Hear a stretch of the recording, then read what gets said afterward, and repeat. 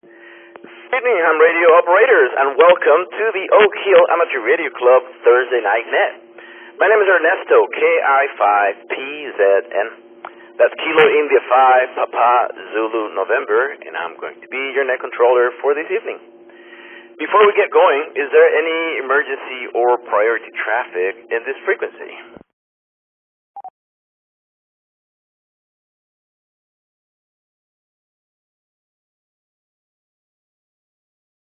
Nothing heard.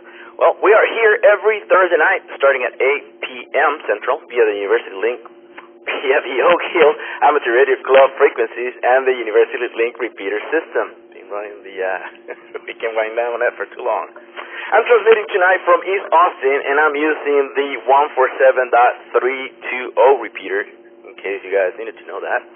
For more information regarding the Oak Hill Amateur Radio Club, the club repeater system, and how to become a member, please visit n5oak.org.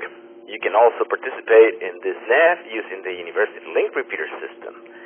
If you like more information about the University Link repeater system and want to know what Kyle is up to, please visit ka5d.com. If you're listening online and you are outside of Austin, you can still participate in this net. And we would love to hear from you too. If you want to get in, the way to get in is via Echolink by connecting to KA5D-R or K5TMT-R. You can also reach us via All-Star by connecting to node 51444. If you're listening through the Oak Hill Amateur Radio Club repeater system, be sure your tone is set to 114.8.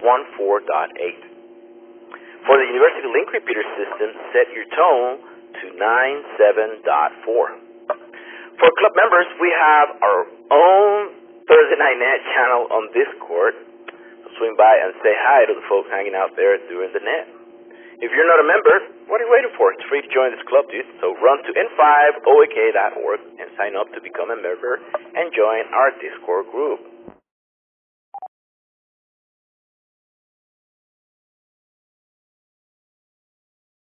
Alright, my name is Ernesto, KI5PZN, that's Papa Zulu November, and I'll be your net controller for this evening.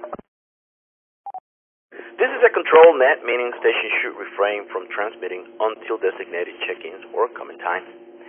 If you're a new ham or just new to the net, the Oak Hill Amateur Radio Club Thursday Night Net is a social net.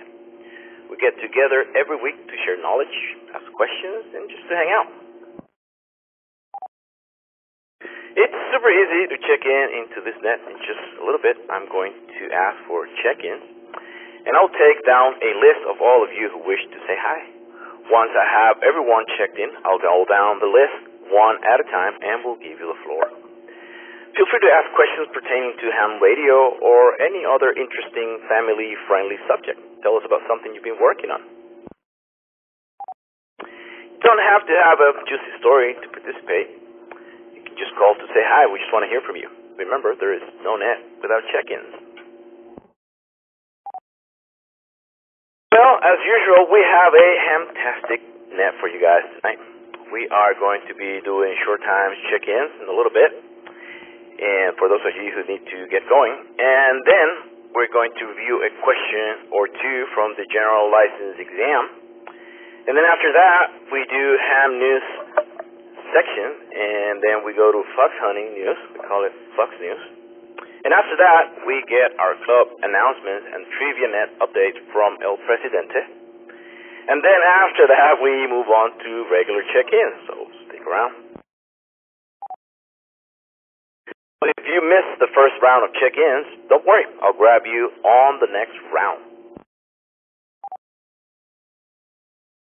Please avoid topics of politics, religion, or anything else potentially inflammatory. This net should be anti-inflammatory, y'all. Please keep it clean, nice, and appropriate. This net is family-friendly.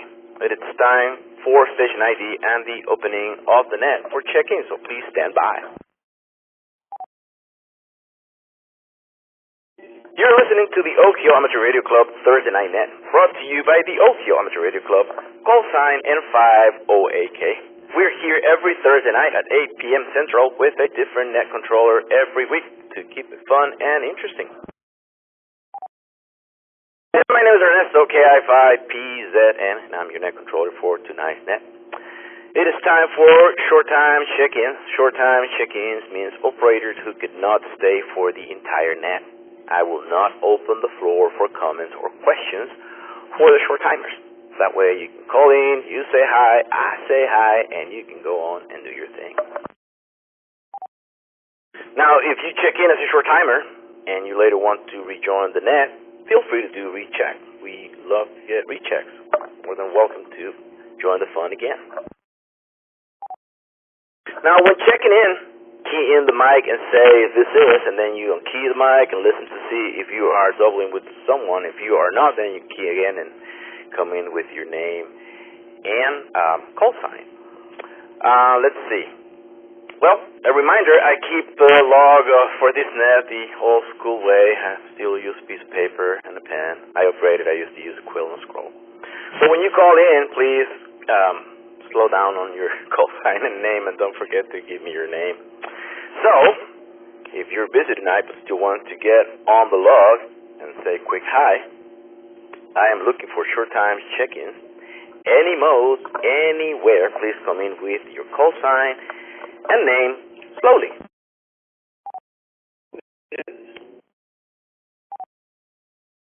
This is Alpha India 5 Hotel Papa. That's AI 5HP. Aaron and Buda.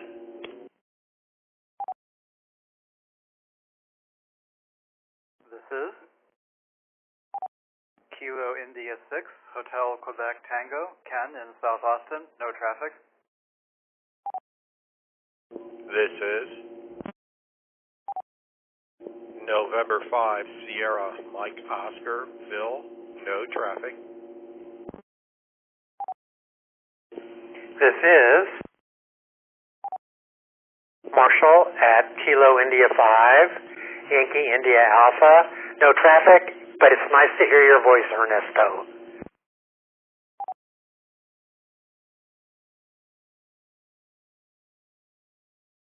This is traffic. That last one, I didn't get your call sign. Can you come back again? I got Marshall, the person after Marshall.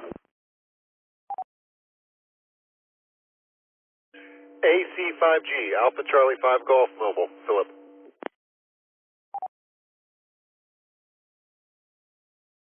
This is Kilo India 5, Victor Kilo Delta, Patrick.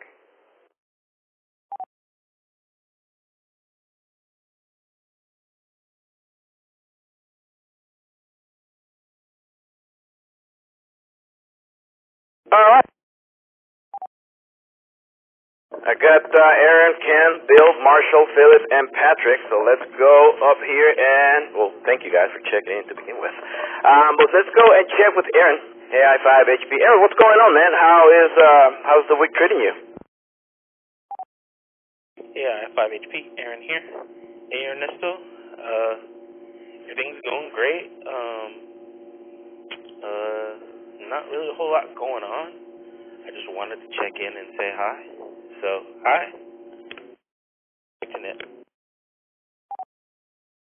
Well, man, I appreciate you calling in and checking into the net. How's the healing process going on? How's your leg, man? Are you all ready to do a 10K? Back to you.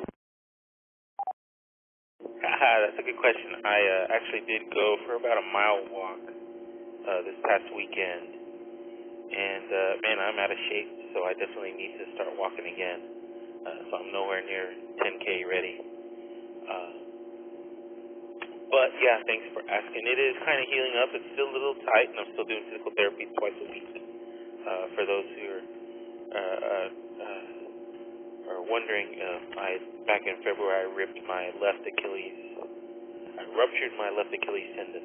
So, didn't require surgery, but I've been in the boot for 6 weeks, and then I've been doing physical therapy ever since. So yeah, that's it's progressing. So yeah. I'm probably still hobbling a little bit. Let me break.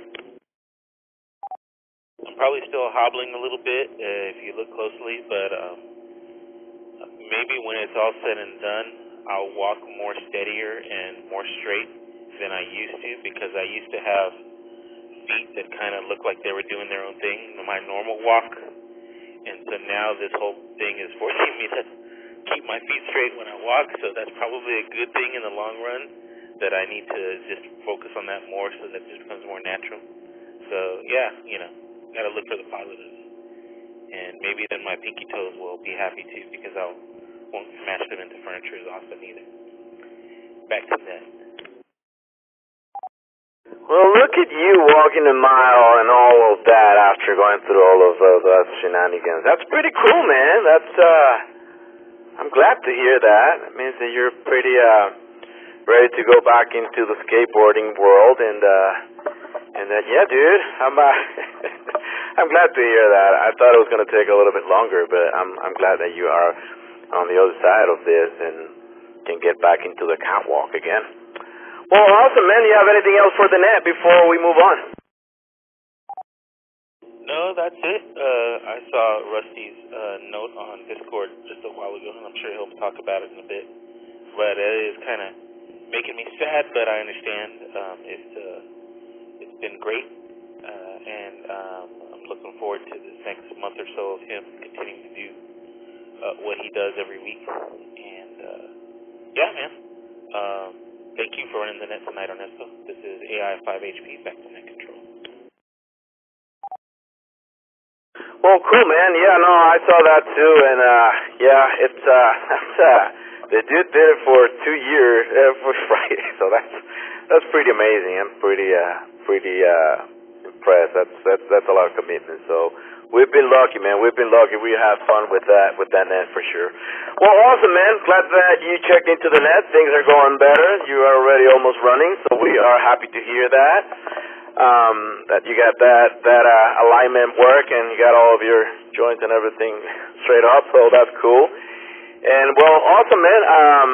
Are you going to the POTA activation on McKinney Park this Saturday by any chance? Back to you. Oh yeah, I had heard about that, but no, it doesn't seem like I'm going to get a chance to go. I've got rabbit situation to deal with. It's not a bad situation, but we got to take the rabbit to the vet that morning and on Saturday, and then I might be the wife wanted me to take her down to San Antonio for I don't know what, but I had said yes. I wasn't exactly sure what I was saying yes to at the time, so now I got to do it. AI5HP, back to you, Ernesto. All right. Well, got to take care of business, and we've always been doing things like that. But if things change, the POTA activation is happening, and we'll talk about that a little bit later. But yeah, man, well, you take care, and we'll be talking to you soon. And all right, well, that was Aaron, AI5HP, and then after Aaron, we have Ken, KI6HQT with no traffic. Thank you for checking in, Ken. Always a pleasure hearing you call in. After Ken, we got Bill and 5SMO with no traffic. Thank you, Bill, for calling in. It was good to hear from you, too. After Bill, we got Marshall, KI5YIA. Thank you for calling in as well with no traffic. I appreciate you calling in. Then after Marshall, we had Philip, AC5G. Philip, I think I got that you have no traffic, but I might be wrong here. Are you still around by any chance? Do you have any traffic? Sorry.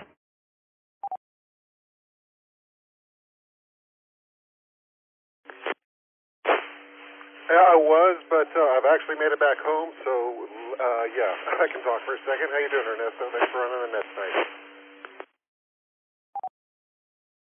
I'm doing all right, man. I'm doing all right. Because when you called earlier, the transmission was kind of cut off, and I wasn't sure, and sorry to put you in the spot, but you doing all right, man? Not too bad. Just got home from work, so a bit of a long day, but I'm home now, so everything is golden. All right, dude. Well, I guess I'll let you go because I know that you had a long day at work. So I'm not gonna I'm not gonna drag you here. Plus, you already cope with no traffic. Thank you so much for checking in, Philip. We'll hope to see you over the weekend. If not, we'll be talking soon. You take care, my friend.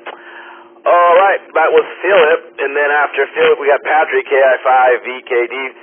Philip, Patrick, what's going on? How is the week treating you? Hey, Ernesto. Thanks for hosting tonight's net. Week's going good. Just hanging out on my back patio with my Yaesu FT60. Listening in. I've listened to the Leander net a couple of times, but usually listen in on or participate on the Georgetown repeater New Ham's net. I'm still a relatively new ham. I've only been licensed with my technician license for about a year. Still learning lots and looking to learn more and listen in. So again, thanks for hosting tonight's net, Ernesto. Back to you. Well, cool, man. Glad to have you here. I haven't been a ham for that long either. I've had like 1 year over here. I've been a ham for, I don't think it's been 2 years yet, but here I am. No shame, man. I have a question for you. What got you into ham radio? Back to you. I'm sorry, can you go ahead with that? I didn't quite get your question. No problem. I was asking you what got you into ham radio. Well, I started out with GMRS and wanted to expand my knowledge and my capabilities, so went ahead and took the plunge and got my technician license. Probably do my general eventually, but for now, just playing around on 2 meter and 7 centimeter and learning all I can. Well, cool, man. Glad to hear that. And yeah, it's an awesome hobby. There's so many things to do with ham radio that, yeah, you'll have your entire life to go through things, and you probably won't be able to test them all. So you've been, you said, working on the repeaters and you're testing things out. What's next? What do you think is going to be coming up next for you? Back to you, Patrick.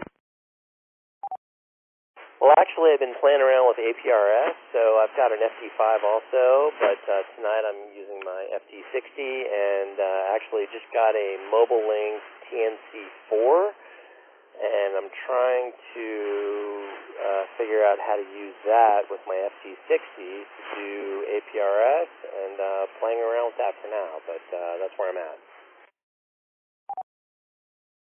On, man. Are you on Discord by any chance with the OK Amateur Radio Club? Back to you. I am not as of now, but I'd be certainly interested to learn more. Well, it's a perfect place for you to go and learn about APRS. If you go to n5oak.org, you scroll down, you can see the join Discord. And Discord, I'm not sure if you're familiar with Discord, but Discord, you can download it on your phone, an app that you can download on your phone, or you can use it on your computer. But we have different channels there for different, obviously, subjects, and one of them is APRS. So if you are interested, please feel free to join. It's free, and we have a bunch of guys who are into APRS, and I am more than sure that they'll be able to help you with all of the questions you have. So n5oak.org, scroll down. Join Discord, the guys will let you in, and time to rock and roll, man. Back to you. Awesome, thanks for that. I appreciate it. I'll definitely check it out. Back to you. Well, cool, man. Do you have anything else for the net before we move on? No, nothing else. Just hanging out, enjoying this beautiful weather before it gets too hot, and curious to listen in and learn more. Well, cool, man. We're really happy to have you, and this net goes for a couple of hours, and it's really entertaining. So stick around, and again, if you want to join in again when we're doing the regular check-ins, please feel free to recheck. All right, we were talking to Patrick, and Patrick was the last person here on my first round of short-time check-ins, so let me do a quick ID before I keep on going. If you just turn on your radio and you don't know what's happening here, you are listening to the Oak Hill Amateur Radio Club Thursday Night Net. Brought to you by the Oak Hill Amateur Radio Club, call sign N50AK. We're here every Thursday night at 8 p.m. Central, and my name is Ernesto, KI5PZN, and I'm your net controller for tonight's net. Alright, well, we are looking for short time check-ins. If you would like to do a short time check-in, I am doing the second round, so please call in with your name and call sign, short time. K5 Tango Radio. K5JM Mobile.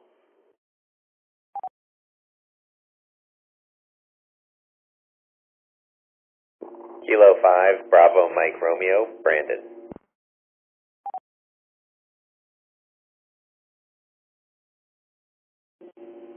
This is Kilo Juliet 5 Alpha Victor Juliet. This is Bill in Buda. No traffic.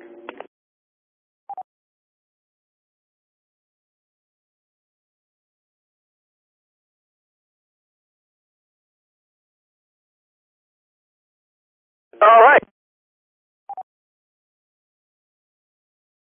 So we got George, we got Sam, and Bill, and Sam is, well, and Brandon. Sorry, Brandon. I got my paper was covering your name here for a second. Let's see. Sam is mobile, so let's go and check with Sam first. This is mobile. I hope that George doesn't mind. So Sam, K5JM, what's going on, man? How is the week treating you? Hey, Ernesto and everyone on the net. Thanks for running the net. Yeah, just coming out from downtown, and it's been a good week so far and caught the net. So I was at a networking event here late. So yeah, I'll just be listening in, and that's it. Back to you, K5JM. So I'm guessing that you are also in trouble for missing the CW net, right? It sounds like you didn't check in using your phone or anything, right? Back to you.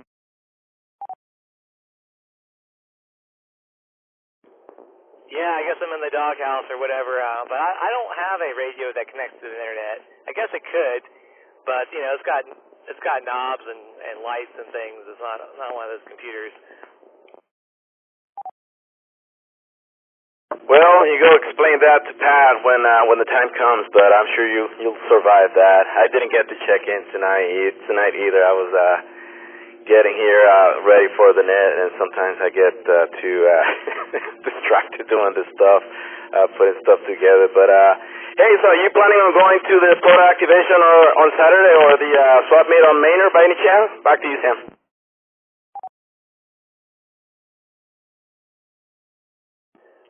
Negative for Ernesto. I'm not going to make it to either of those events, but I am having an electrician over on Saturdays. We're going to add a 20-amp circuit for outside and for the Radio Shack, so that's ham related, right? And then Sunday I'll be busy doing some other stuff, but I'd love to hear all about it. Well, right on, man. We're going to miss you for sure, but it's all right because it's ham related, so we're going to we're going to give you a pass on that one. We're not going to give you a hard time. Well, cool, man. Yeah, we have a busy Saturday. We have the obviously the old man's breakfast on Waterloo at 8 a.m. and then we got the port activation and the swap meet. So, well, dude, you got anything else for the net before we let you go?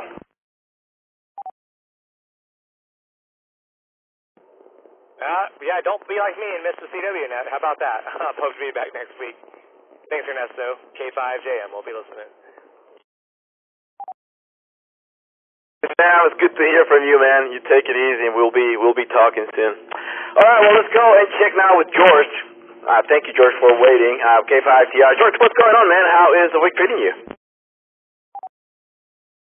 KI5PZN on the net, K5TR. Everything's going okay. Been busy working and doing other things.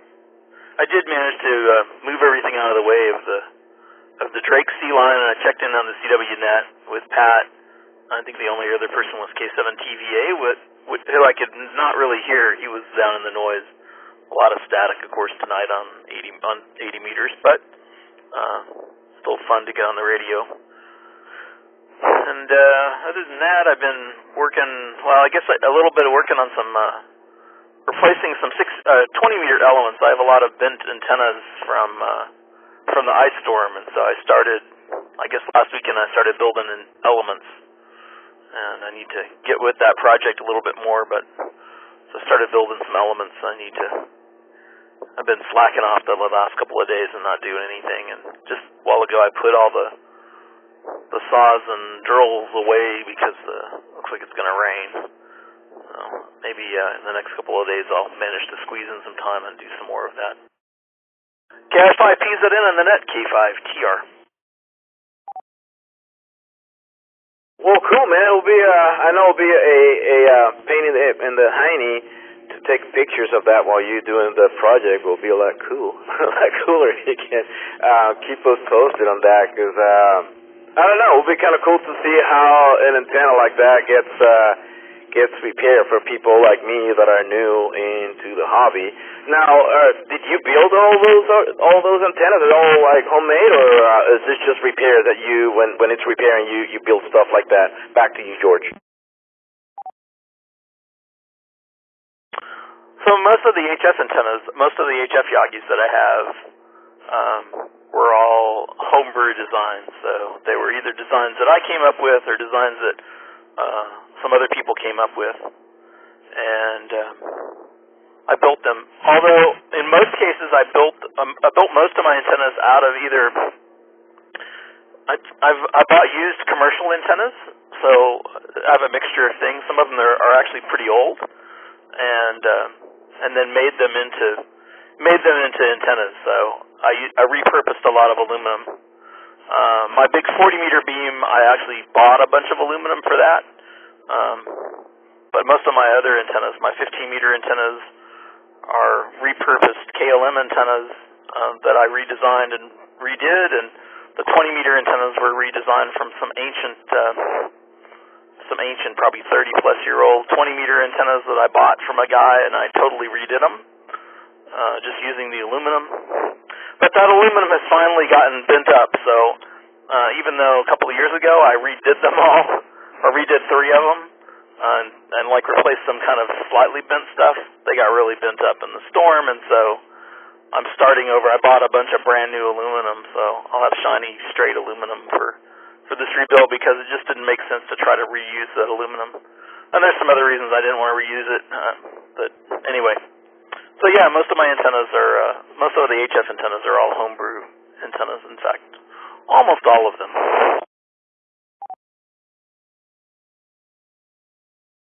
That is very impressive, and for those of you who don't know what we're talking about and why I think it's that impressive, go to George's QRZ K5TR and look at his antennas.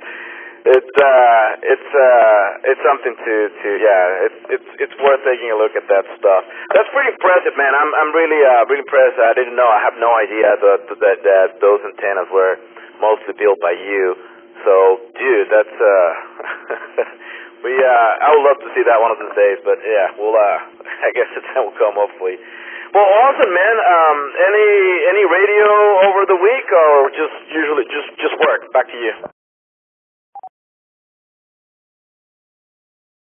Well, mainly working, except for well, it's not true. I did fire up the radio last night on 6 meters for a couple hours. I worked some South Americans on FT8 on 6 meters. I even worked some with 100 watts.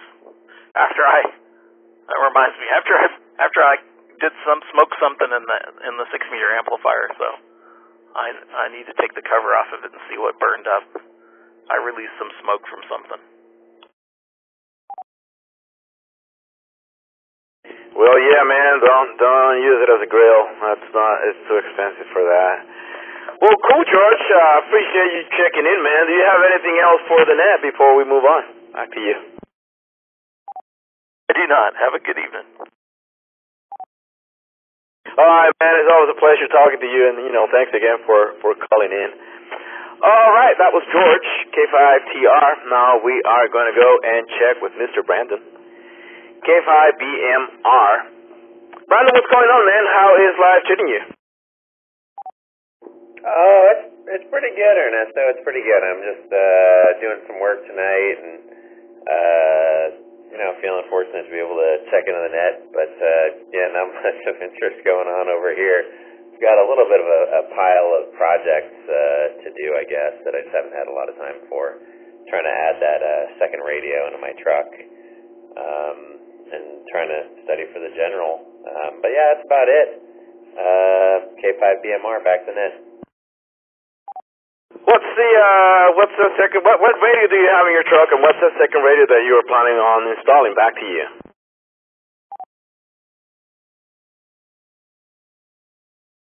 Yeah, so the second one is that AT to Anytone 5555 repeating, I don't know, plus.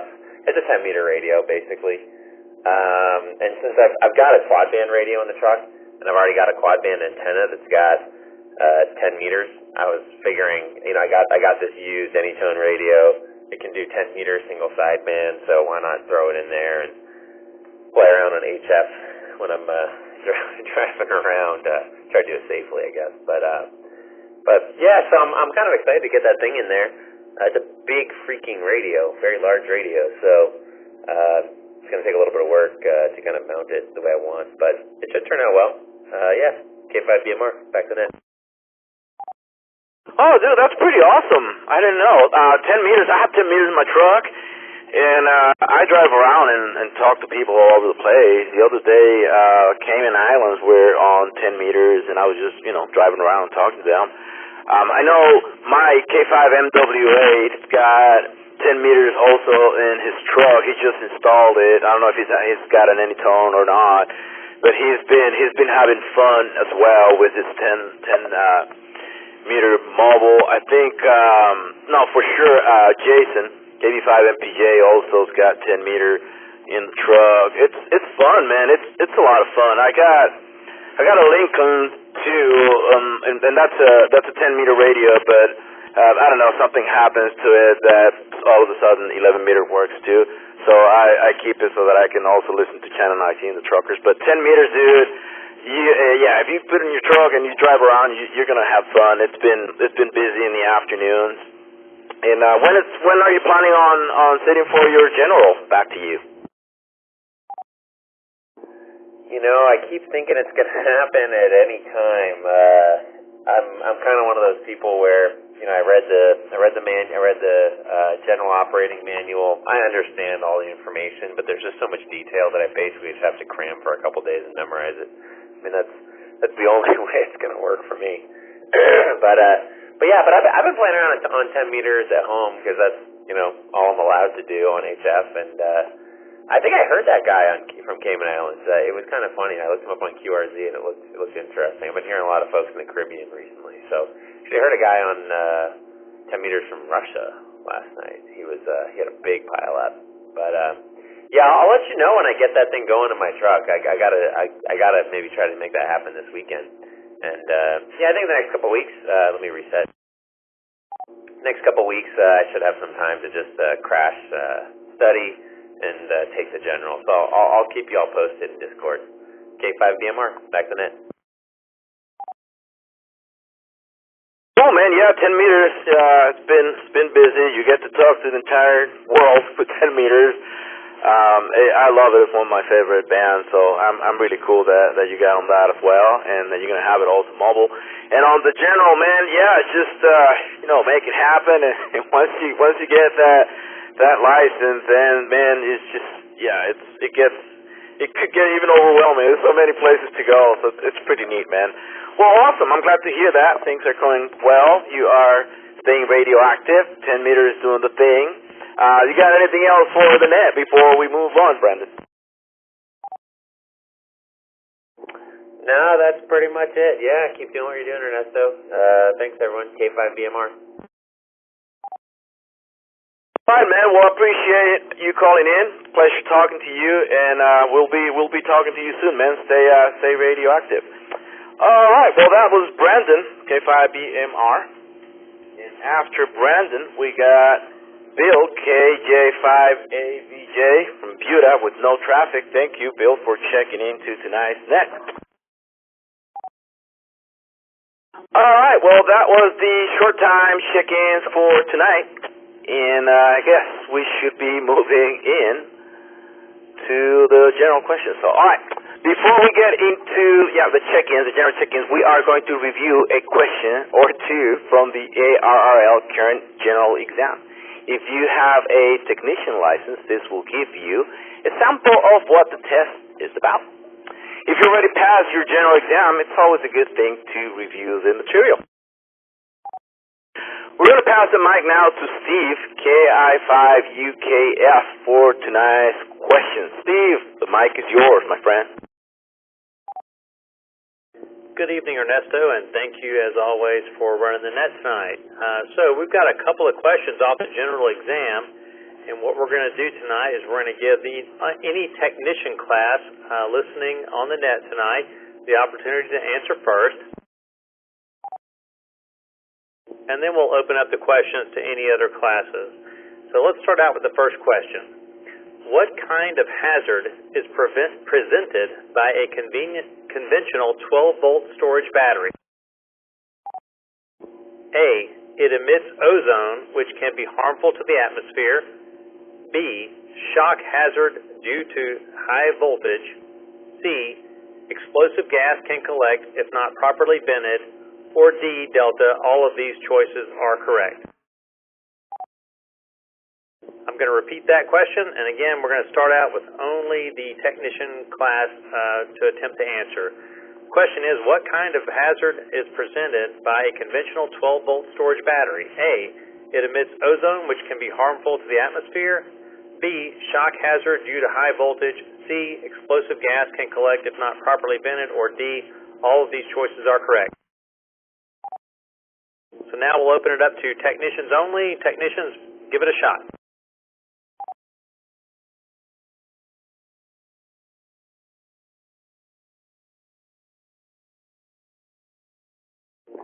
K5BMR, This is Delta. KI5BKD, Patrick. I'm going to say D, all of the above.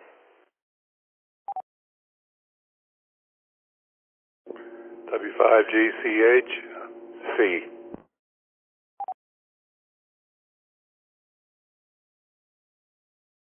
This is India 5 Whiskey Sierra Uniform, going with Charlie. This is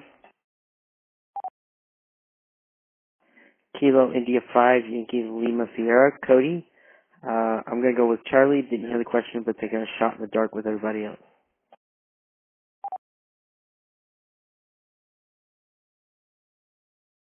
Okay, we got 3 Charlies and 2 Deltas. Any other technicians want to give it a shot?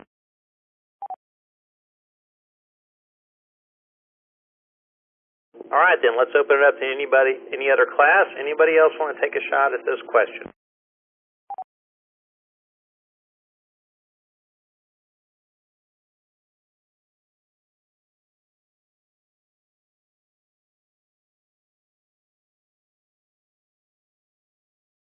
Okay, then. Looks like a technician-only question tonight. That'll work. And the correct answer is Charlie. And I'm told this is also true of our club president, Rusty, but explosive gas can collect if not properly vented. So the correct answer was Charlie. You Charlies got it right. All right, we'll move on to our second question from the general exam. Again, we'll start out with technicians only, and then we'll give anyone else a shot from the other classes, the other license classes. All right, the question is, which amateur stations may make contact with an amateur station on the International Space? On the International Space Station using 2-meter and 70-centimeter band amateur radio frequencies. The first possible answer, Alpha, only members of amateur radio clubs at NASA facilities. B, Bravo, any amateur holding a technician or higher class license. C, Charlie, only the astronauts' family members who are hams.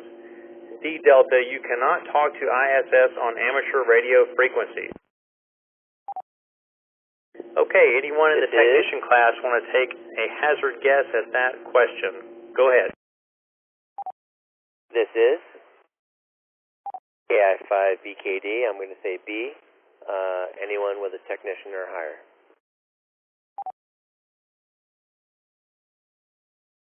This is KI5WSU, also going with Bravo. This is Kilo India 5, Yankee Lima Sierra. I'm going to go different and say Charlie.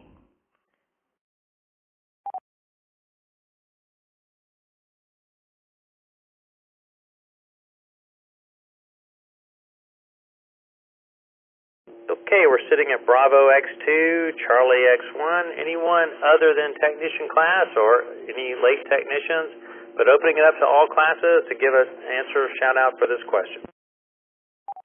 This is KI5ZIE, answer at Bravo.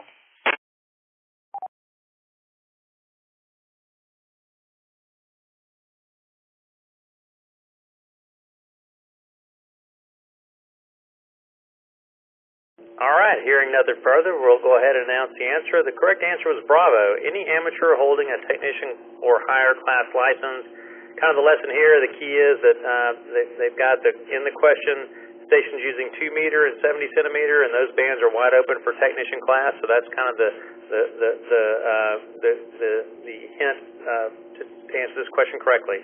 So thank you all for trying out, and happy general exam attempts for any of you technicians signing up, and good luck to you. Back to Net Control. This is KI5 UKF.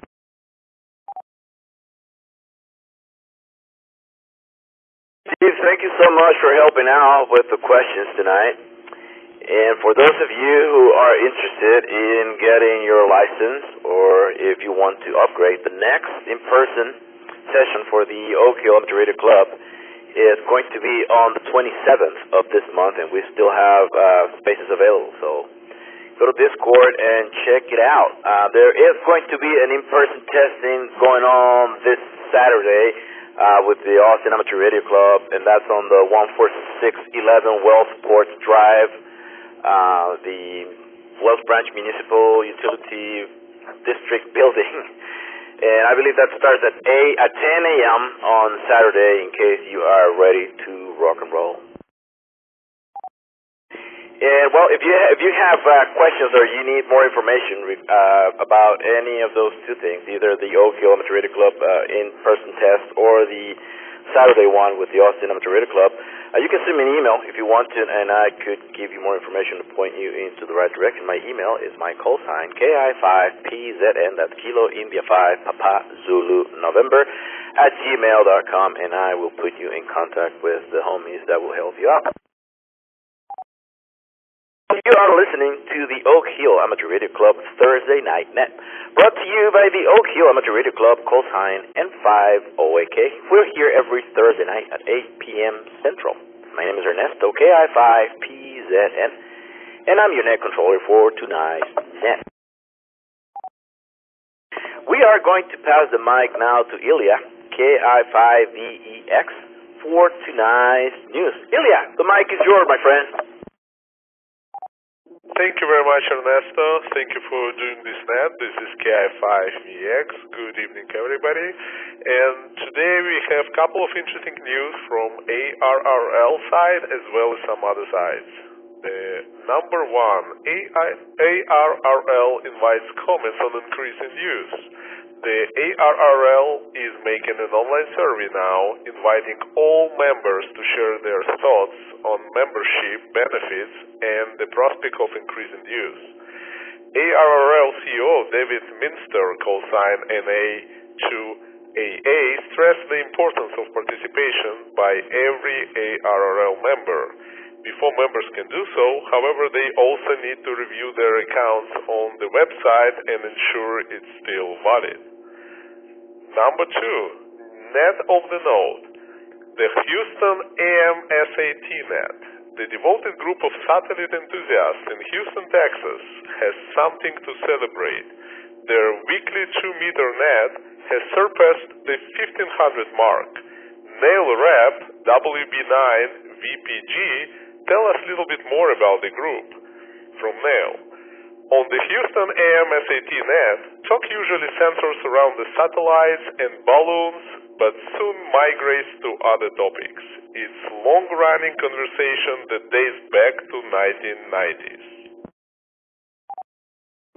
In the recent years, the net has gained even more participants by being carried on Echolink on AM/SAT conference node. It is also available as a live stream while the net is in progress. Another news comes from the HAMS Worldwide Mark World Amateur Radio Day. Amateur Radio Day is actually celebrated on April 18th, but many hams across the world decided to make it a month of Amateur Radio Day. So we can see that in India the celebration took on an added level of meaning as one ham, Harry VU3UCR, announced that on World Amateur Radio Day he accomplished the first-time activation on Bandipur National Park in Karnataka for parks on the air in India. He announced on his Facebook page this also makes him the third person in India who activated the national park in Pota, an award scheme that is still new and growing popularity in the nation. And a kind reminder about the ARRL Field Day that will be in June 24th and 25th. We can get ready for amateur radio largest on-air operating event with official 2023 ARRL Field Day merchandise available for order now. It's a t-shirt, hats, pins, patches, stickers. They're all great ways to show our involvement in this annual event. This year, Coralful Design features a globe centered on North America and the words Tune in the World. The back of the t-shirts include a check-off list of ARRL and RAC sections, a fun way to keep track on your field day contact.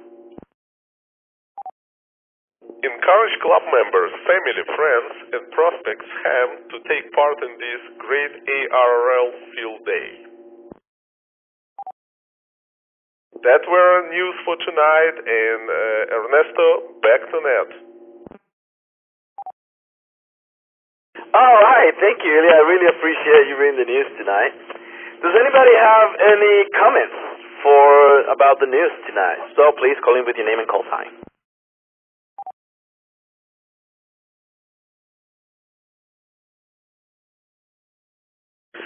Nothing heard. Well, thanks again, man, for bringing the news. Those were very interesting topics there.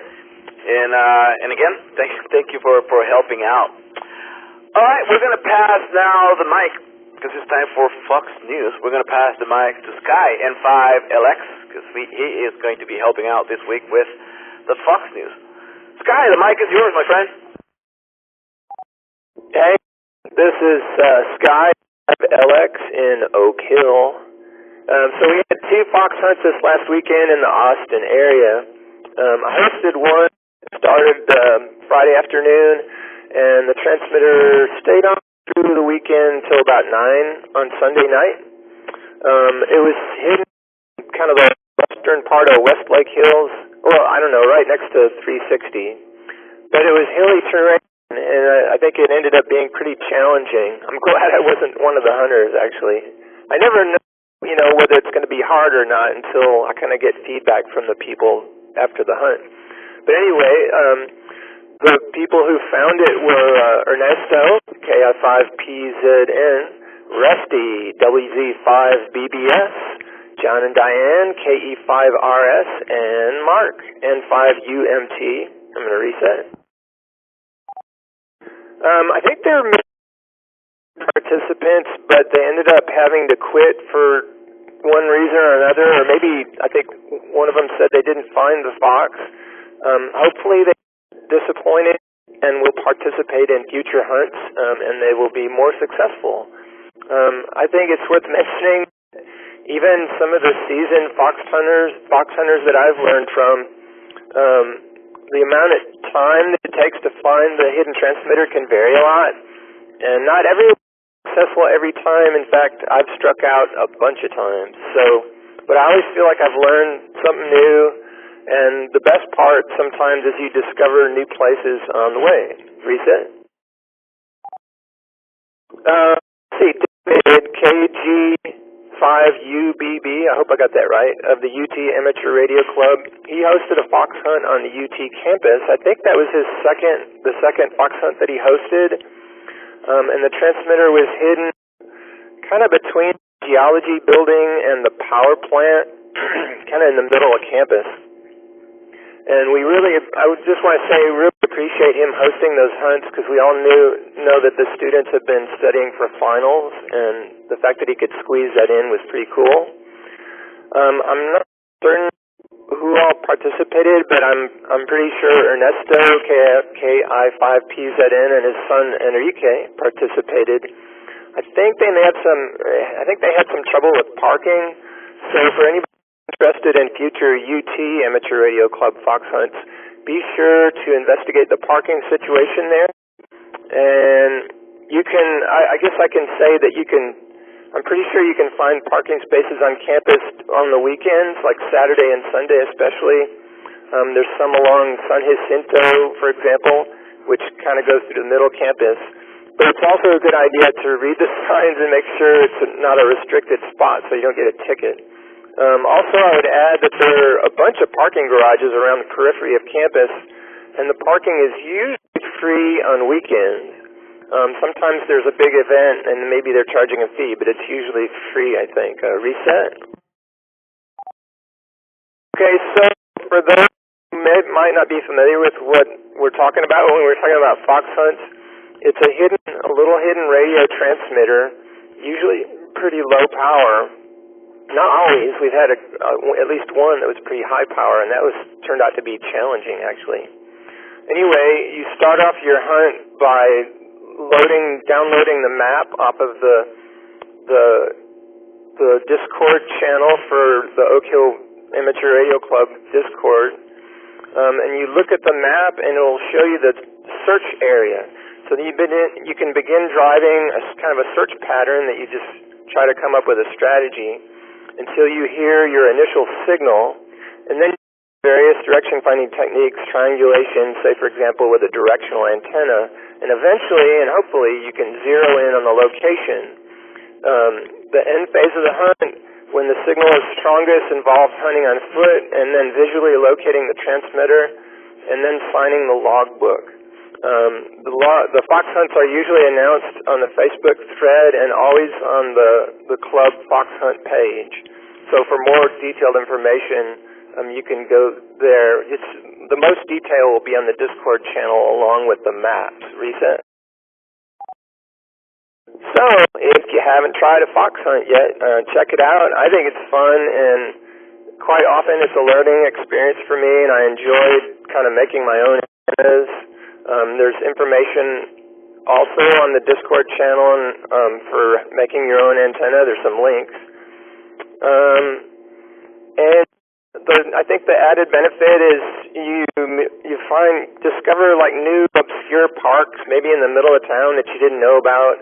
And get out of the house and drive around and go out for a walk. It's good stuff. And I like being out, outdoors. I think is pretty awesome too. So anyway, upcoming. I'm going to run this weekend. There's almost every weekend there's a hunt, but you can, check out the website and Discord to find out. There's another hunt coming up. Reset, just a second. Yeah, coming. I don't know. I have to open the page real quick. It's Johnson City, and I think it's on the 19th. No. Yeah, I think there's going to be a fox hunt in Johnson City, and I think it starts Saturday morning, or maybe Saturday afternoon. Maybe somebody else, and Ernesto can correct me or give more information on that one. So that's it for Fox News, and maybe somebody can offer some information, some details on the Johnson City hunt coming up. N5LX. All right, Sky. Well, I appreciate you helping out with this and always putting your foxes out there. For those of you listening, we really like going and fishing for hunting, I guess I should say. I like fishing, that's why you say fishing.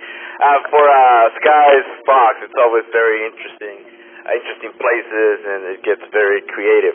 The fox that he's talking about, that's the Johnson City Fox Hunt. That is going to be on the weekend of the 19th, from the 19th through the 21st, Friday to Sunday, and then that Saturday we are going to be having, I think it's a breakfast or a lunch there. Let me go back to that one. It's a lunch on Saturday the 20th at 1 p.m. But yeah, that's the one on the 19th. But like Sky said, we usually have a fox hunt almost every weekend. So stay tuned. Go to n5oak.org and check on Discord. We're pretty active, and everybody's welcome. You don't have to belong to any of the clubs to participate. We just will have to having hams playing with us as well. All right, Sky, thanks again for helping out with the Fox News, and we are going to pass the mic now to Rusty, WZ5BVS, our president, with the club and trivia announcements. Rusty, the mic is yours.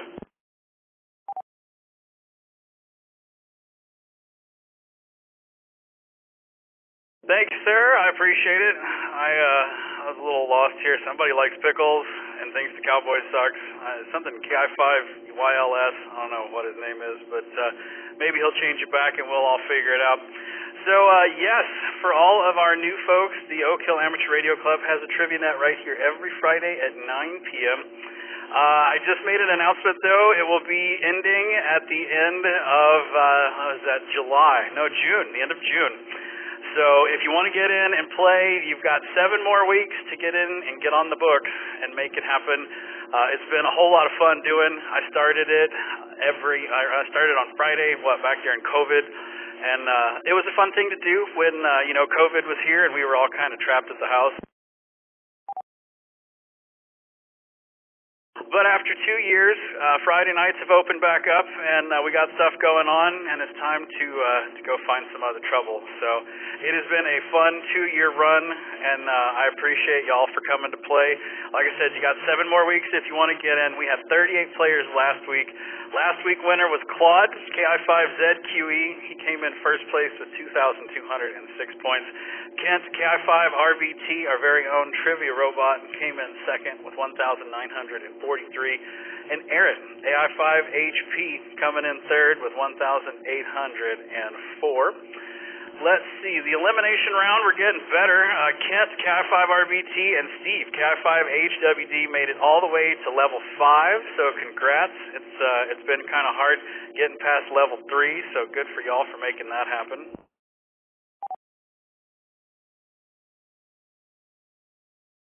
As far as official player rankings go, Alan, KB5VKP, is in the number 1 spot. Aaron, AI5HP, in the number 2 spot. And Kent, KI5RVT, is in the number 3 spot. We've got Okies versus Roadies this week. The Okies have won 6 to the Roadies 0.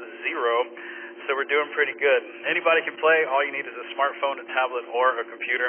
Bingo starts at 8:30, so you got something to do while you're hanging out for the net to begin. Check out player rankings, stats, net logs, any information that you would like about Friday Night Trivia Net. Head over to n5oak.org and click on the Trivia Net tab.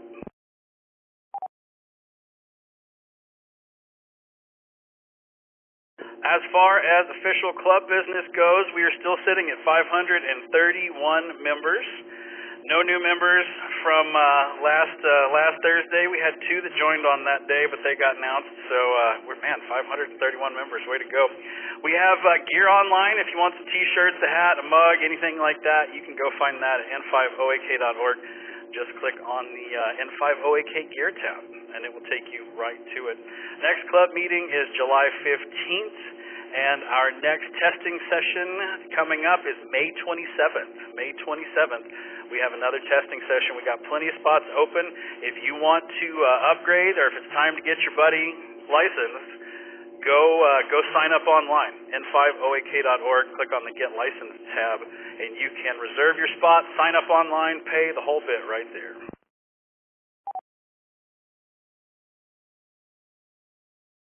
We have some other fox hunts going on. We've got the UT Fox Hunt. It is graduation weekend, though, so be mindful of that. It will be super busy around the UT campus.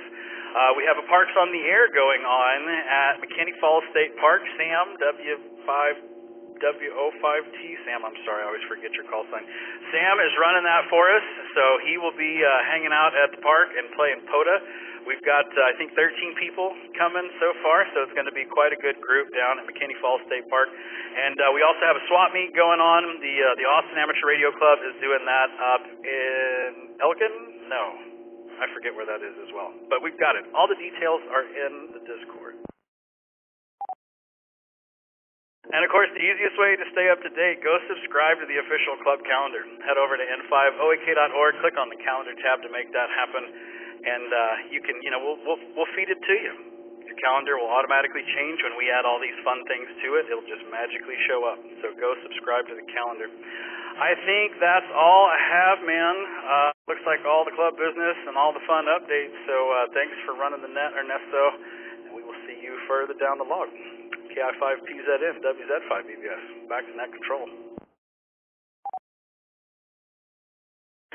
All right, Rusty. Appreciate you coming in and giving us the details of everything that's happening. And thanks again for everything you do, man. And thanks again for running that net for that long. We really appreciate it, and we had fun for sure. And we'll continue having fun while we run out of trivia net. So thanks again. All right, well, you are listening to the Oak Hill Amateur Radio Club Thursday Night Net, brought to you by the Oak Hill Amateur Radio Club, callsign N5OAK. We're here every Thursday night at 8 p.m. Central with a different operator every week. My name is Ernesto, KI5PZN, that's Papa Zulu November, and I'm your net controller for tonight's net.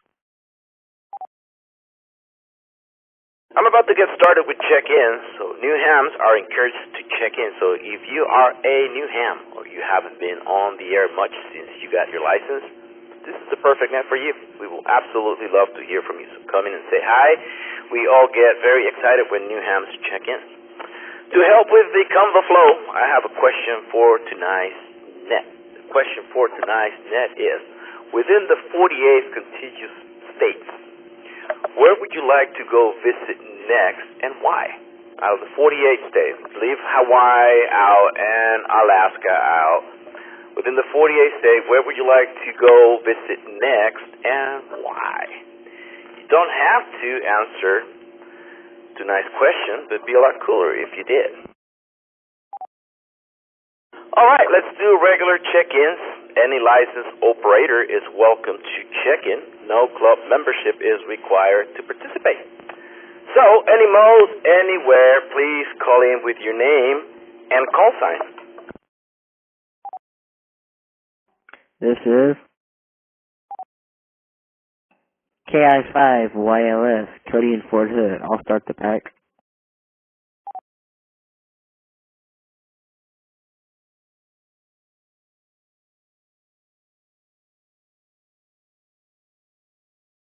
This is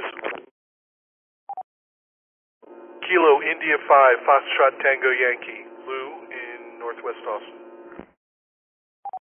This is Kilo Juliet 5 Alpha Golf Hotel, Tony in South Austin. This is Kilo India 5 Zulu India Echo, John, North Austin.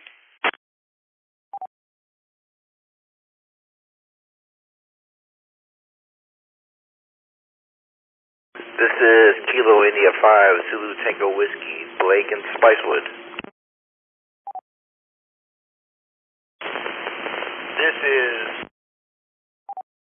4 Foxtrot Delta Mike in Lakeway.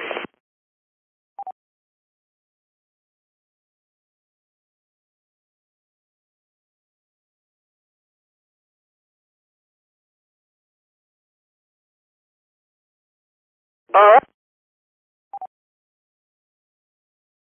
Big check-ins here. We got 1, 2, 3, 4, 5, 6 check-ins. So let's get started here with KI5YLS Cody. Cody, what's going on, man? How is the week treating you? This is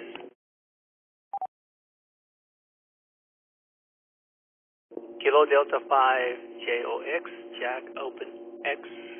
My name is Edgar, South Austin. All right, let's pause right there. And I got you there, Edgar.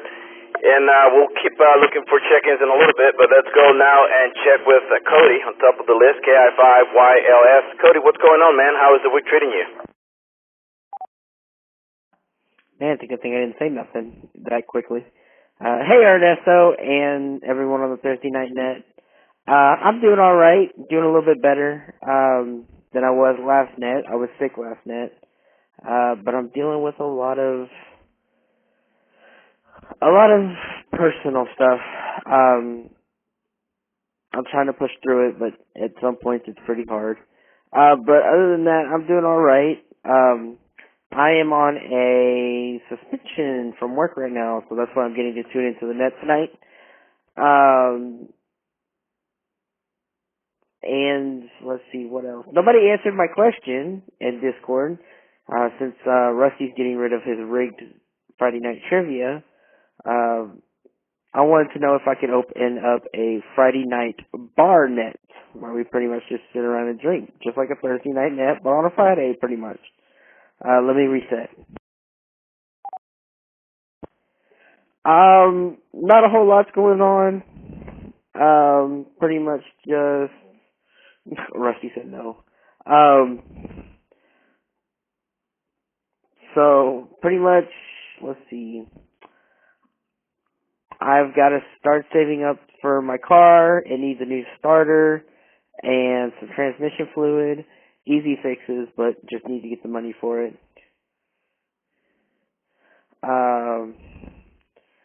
Let's see, what else? Been streaming on Twitch. I was going to stream tonight's net, but my computer didn't like that because the stream seemed to just crash, so that sucks, but maybe try next week. But not a whole lot else is going on. Starting to make YouTube content again. Reset for the last time. Starting to make YouTube content again, make TikToks again. Starting to get back into the content world, content creation. And I'm going back to get my GED. Because I want to get my GED and then go into classes for, I guess it would be considered online broadcasting or whatever, because I want to be a radio DJ. I want you guys to hear me on the radio. But, yeah, so that's pretty cool. But other than that, not a whole lot else is going on, and I'll throw it back to Ernesto for the net.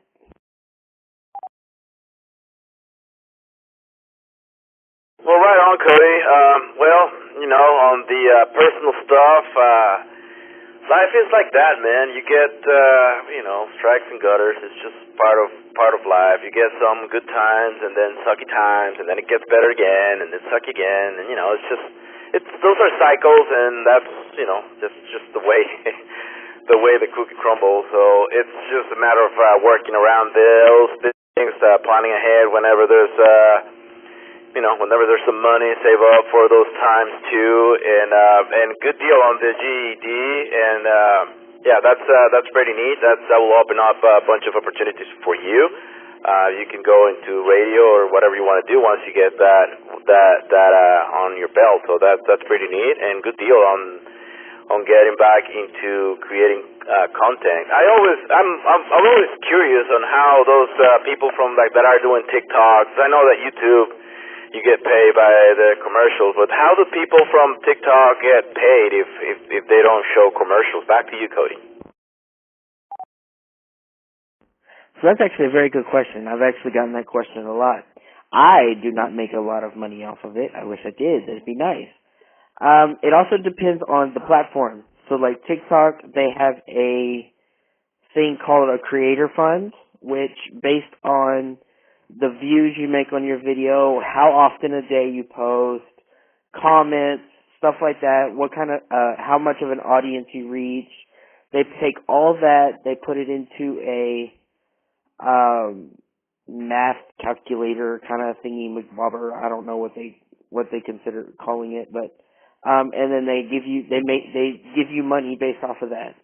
I post a video once a day, or at least try to, and I get like 2 cents a day. So it's not like crazy big. But I know a lot of the big YouTubers, how they make their money is YouTubers, TikTokers, Twitch streamers, all that stuff. The big way they make their money is, by sponsor deals. Which, I mean, I have a sponsor deal, but I just don't have a big enough audience to make any money off of it. So, I'm not really making money off of the content creation. It's something I want to do full time as a content creator. I think it would be awesome. It's what I've wanted to do since as long as I knew the internet existed. Alcohol Anonymous doesn't count as a content sponsor. Let me reset real quick. Actually, I'm not sponsored by AA. I'm sponsored by a company that's all about like getting energy without the energy or without drinking energy drinks. It's a whole story. I actually have 2 sponsors, but besides the point. As for YouTube, they make videos off of, or they make money off, again, sponsors. And YouTube has a monetization kind of thing as well. But as far as I've heard lately, it hasn't been too good. So again, biggest thing there is, sponsors and stuff like that. So yeah, that's basically the rundown of your question. Back to Ned. Oh, cool, man. Yeah, I was always curious. I know the YouTubers, they get their ads and they get paid for those ads, but I was just wondering about the TikTok one. I'm not very familiar with that. But it's awesome, man. I'm glad to hear that you are getting back on those things, and that's pretty neat. And DJ, yeah, man, that's I always wonder how that works too. But you already have the experience on the radio, so that will come in handy. Well, we have Cody here on the net, KI5YLS. If you would like to say hi to him, or if you have any questions for him, please call in with your name and call sign.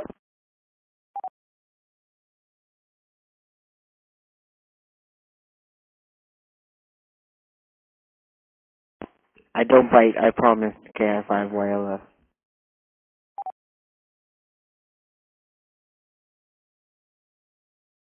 Cody, are you going to still talk to us when you're famous? KI5RBT. RBT, Kent, come on now. Of course I will. You guys are like my second family. Literally, y'all are like family. Sometimes I want to strangle y'all, sometimes I love y'all. So, y'all are like my second family, so of course, I'll still talk to you guys. I'll still jump on the radios, I'll still talk to you guys. And, I know there's a couple people in here, like, who was I thinking of? AI5HP Aaron. He posts these nets and stuff like that on the radio, or from the radio on YouTube. And, that's how I first started listening to you guys. So with that being said, I will, there goes my nickname again. What's changing my nickname tonight? Anyways, I'll shout Aaron out so he gets some YouTube views too. Yeah, apparently my nickname is the highlight of tonight. But yeah, Kent, let me reset real quick. But yeah, Kent, of course I'll still talk to you guys. You guys are like my second family, and I want to grow in this group because I want to like get my extra, run the net sometimes. Yes, Rusty, I'll even still talk to you because you're still part of my family, even though I want to strangle you. And you never did Fast and Furious themed trivia night. I'm mad about that, but that's beside the point. But yes, I will still talk to you guys, and I will still be here and be around if I ever do become famous. Back to you, Kent.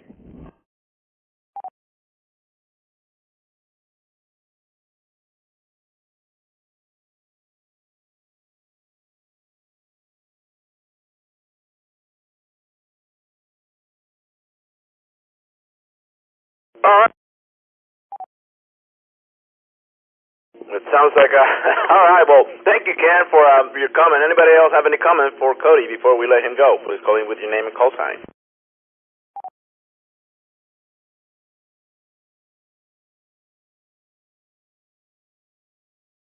All right, nothing heard. Cody, thank you so much for checking into tonight's net. I hope you have an awesome weekend, and we'll be talking to you pretty soon, man, because we're always on the radio. All right, well, that was Cody. We were talking to Cody, KI5YLF. Now we're going to go and check Lou, KI5FTY. Lou, what's going on, man? How is the week treating you? Pretty good. Just sitting here programming. I've been doing that all week. Working on that ESP32HT that I'm building and writing all the software for it. That's the HT, kind of the receive-only HT that's going to bolt onto my direction finder so I can go out and do fox hunting if I ever get finished with this project.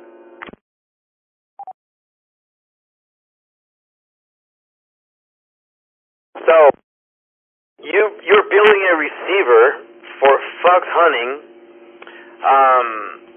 Did you buy a kit for that, or are you building that from scratch? Back to you. Totally from scratch, but a lot of high-level pieces. There's a China-made transceiver module for 2 meters. It'll put out 2 watts, but it's basically the heart of a Baofeng. But you have to attach it to a microcontroller, and you have to do all the programming to make that work. And then you have to have an audio amplifier and screen and buttons and encoders and all that stuff. So the hardware is really not that difficult. I was going to do a very simple thing just to do some receiving, but I got into the programming and I'm building a full-fledged HT out of it. Back to you. Dude, that's pretty intense. I'm very curious to see that. If you don't mind, please share some pictures on Discord, because I'm sure other people are interested in seeing that. It'll be really rewarding if you once you have that up and running and you go out fox hunting and find the fox with the radio that you built with your own hands. So that's pretty cool, man. Do you have already like a case to put that thing on, or are you getting to like doing a 3D printing case for the rig, or what's the plan? Back to you. Yeah, so it'll have to be 3D printed. That's always the last thing I end up doing. And I did build the frame for the 2 antennas for the direction finding. So basically a PVC-H with a handle in the middle, and then this thing will mount in the middle of that.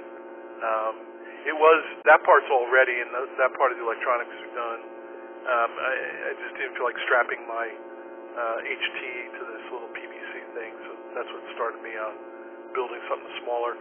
And I figure once I get it done, then I'll build a PC board, get them built out, and then maybe kit it, but we'll see. We'll see what happens. Well, very cool, man. When do you think you're gonna have that ready? I don't mean to rush or put pressure. I was just curious because I'm a curious creature. Well, I got the software's all the pieces are done. Getting them all to work properly right now is a problem. But as soon as I get past that, which will be tonight or tomorrow, then I go back to the hardware, get this loaded up on the hardware. I'm on a simulator right now.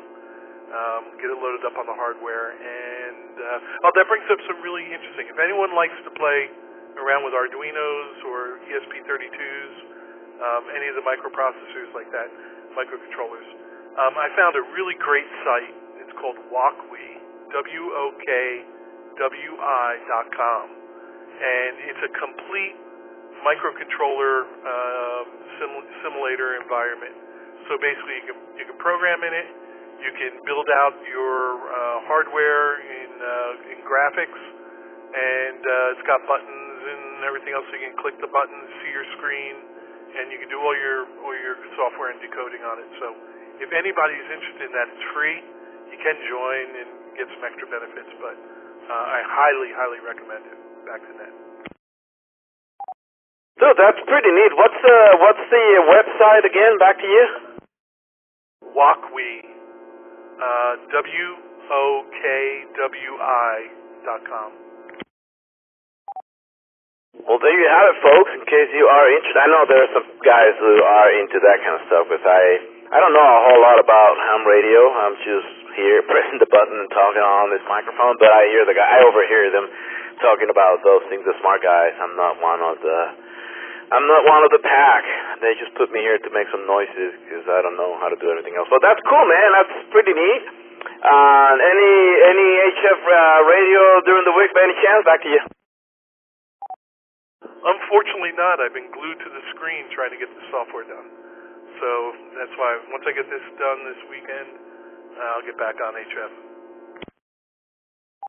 Well, cool, man, and we'd like to see that project finish because that sounds like a pretty cool project.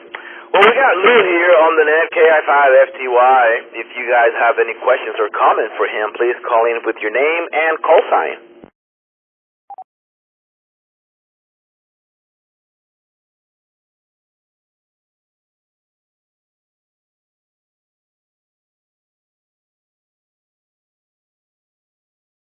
All right. Nothing heard. Lou, are you planning on going to the POTA event on McKinney or the swap meet on Manor by any chance this Saturday? Back to you. Probably going to go to the swap meet. I'm looking for a 9-foot stainless steel whip for the car. So that's what I'll probably head out over there. Back to net. Well, cool, man. I'll see you there. I'm going to go to breakfast in the morning and then head over there after that. So that's pretty neat. All right, man. Well, you have an awesome rest of the week, and good luck with the project. I'm really curious on that. And we will see you on Saturday. So you have an awesome rest of the week. And thanks again for checking into tonight's net. It's been a pleasure talking to you. Well, that was Lou. And after Lou, we are going to go and check with Tony. KJ5AGH. Tony. Oh my goodness, I need some coffee. What's going on, man? How is the week treating you, my friend? Week's going pretty good. Not a whole lot. Just been working. I have to been having to go downtown and work a little bit, which just kind of sucks, but is what it is. Breaks things up. I was really sad to hear about the trivia net. I was having a lot of fun with that. It was kind of a gateway drug into this whole thing, but I totally understand after 2 years of doing that. But yeah, thanks a lot for that, Rusty. And one door closes, another one opens. I'm sure we'll find something else fun to do. Other than that, I've been playing around with Morse code on this app this week on my phone, and I've been having fun learning that. Now that my studying's done, I was kind of moving into that, and I'm finding it oddly addictive. Phone app. It's really fun to play around with, and there's only 26 letters in the alphabet, so it goes pretty quick. But I had a couple questions about that. If there's any CW people on here that could answer them.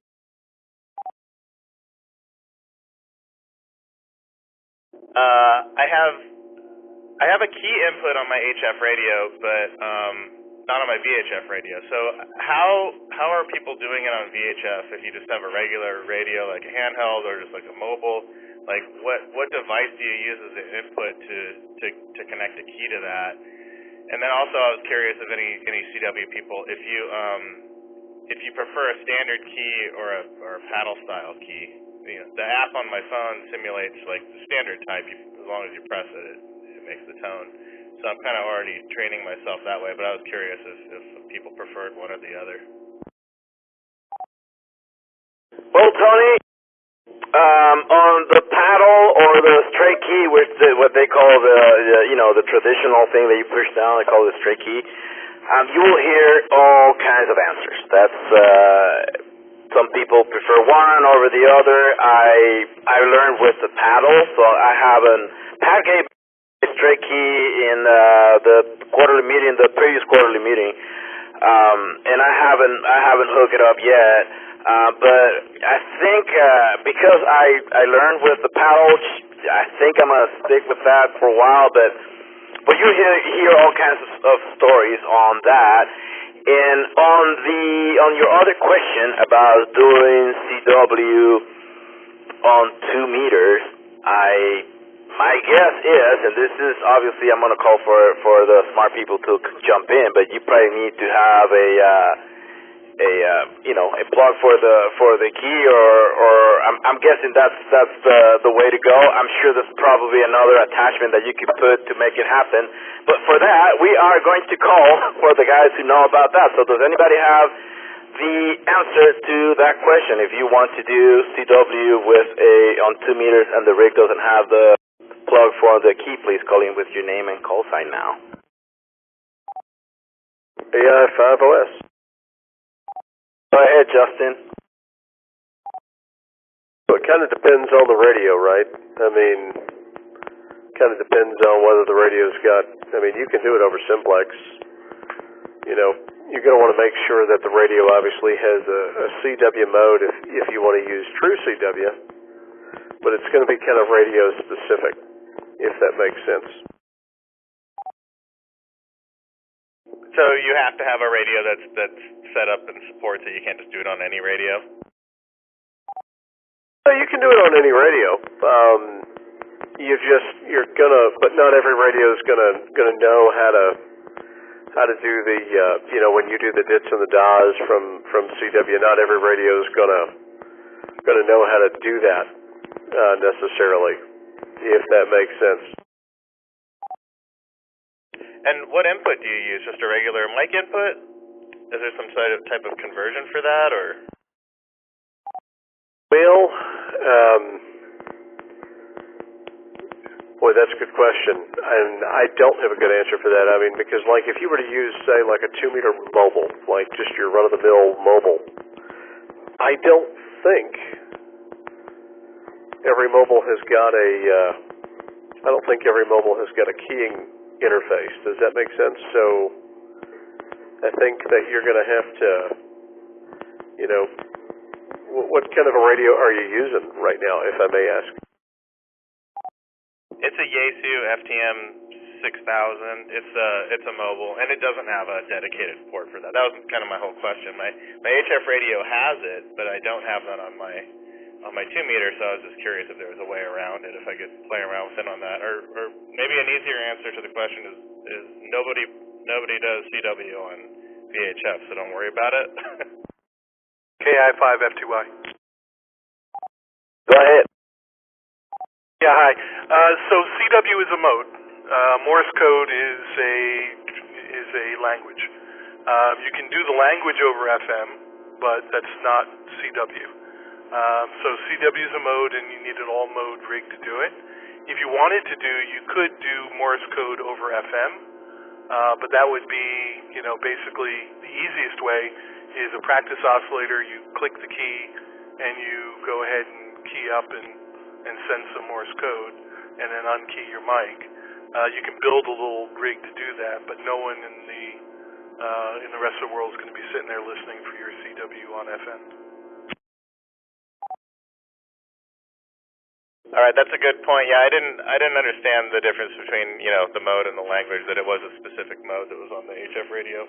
I mean, I know it is. You have to switch to that mode, but I didn't realize it was so different than FM. And if nobody else is doing it on VHF, then maybe it's just a moot point anyway. No, that's not true. So lots of people are doing CW on all VHF, UHF, and everything else. It is an accepted mode. It's just that you have an FM transceiver, not an all-mode transceiver. So you might want to go to the swap meet and see if you can't get an old all-mode. All right, I got you. Sounds good. I'll do a little more research. I did some cursory research on this on the internet, and I wasn't finding a whole lot of answers. So I figured I'd ask here. But I think that's good. I'll look into it some more. Thanks for answering, guys. And I think that's it for me. Back to Net. Well, Tony, in some, this is not a 2-meter, but some of the mobile rigs, I have a President Lincoln, the one that I was talking about, it's a 10-meter radio that I have in my truck. That one has on the back. Some of those old mobile, this is not all, but the mobile rig will have the little jack in the back for the key, and it will say that it says key right there in the back. I was going to ask you, what app are you using for CW? I'm curious. Back to you. It's called Morse Mania. It was one of those ones where it lured me in with like the first 8 lessons, and then it wanted to charge me some money. But it was such a well-written app, and I was really enjoying it. It was only $8. I went ahead and bought it today, and I'm gonna just go through the whole thing with it. Oh, cool, man. Yeah, it's funny with CW. First I felt like, that was something that I was never going to be able to get into because it just seemed too abstract. But then I got into it, and I got a little bit frustrated, to be quite honest. It was kind of, I don't know, it was hard for me at first. And then I had a conversation with Pat, the W5WTH, and he's the one who runs the CWNet on here just before this one.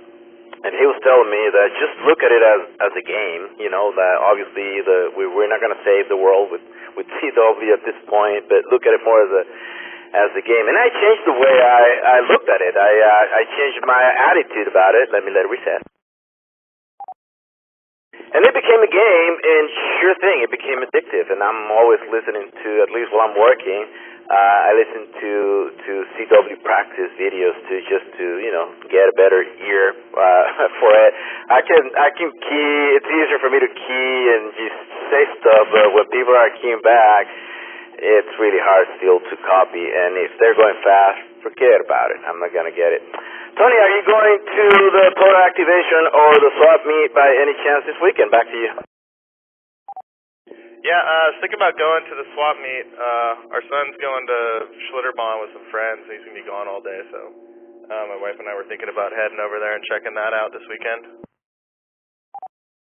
Oh, right on, man. If you guys wake up super early, the breakfast is there waiting for you guys, but I know it takes some craziness to get up that early, especially for you guys because you guys are coming from far away.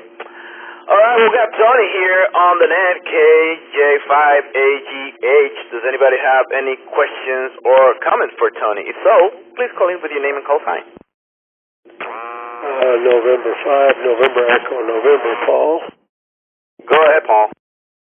I just turned your conversation on in the middle. I should have joined the CWNet, but I got involved in a longer CUSO with the SKCC. I forgot about it, but I remembered you, so I wanted to say hello. I hope somebody there is interested in trying out CW because it is a lot of fun.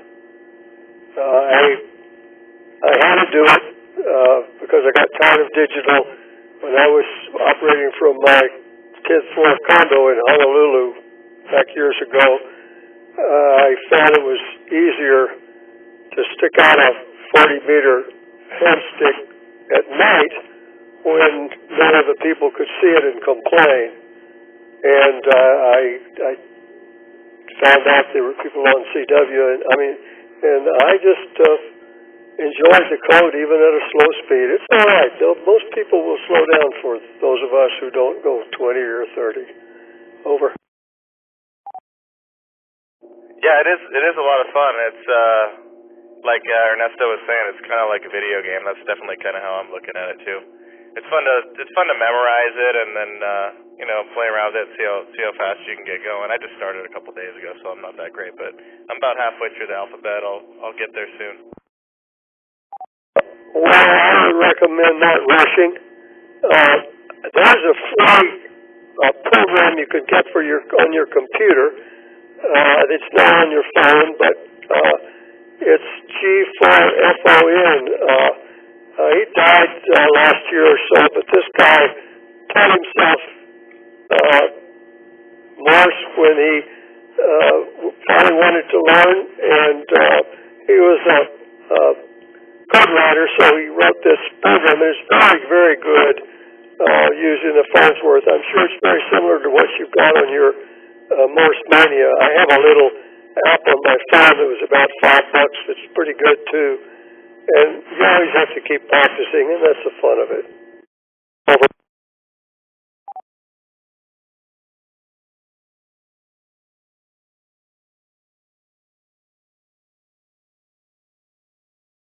KI5CY comment. Go ahead.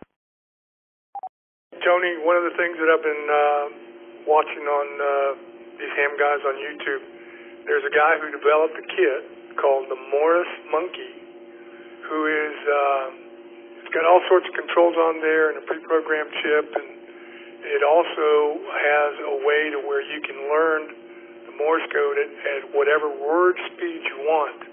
Go onto YouTube and put in Morris Monkey and go check it out. But that'll excite you to where, because it's a kit, you'll build it, and then you can add all sorts of stuff to it. And he's modifying it all the time. So that's my comment. KI5CY. Oh, and the other thing on the CW, I think the only thing that I ever found on 2 meters for CW, I had to be have a mode or a radio that had the mode for sideband and CW. But I'm not sure about the FM stuff. All right, KI5CY. Yeah, thanks a lot. I just pulled it up and found it. It's pretty cool looking. It looks like a fun little project. And yeah, also I'll watch the videos after the net and check it out. But thanks for that. It looks interesting.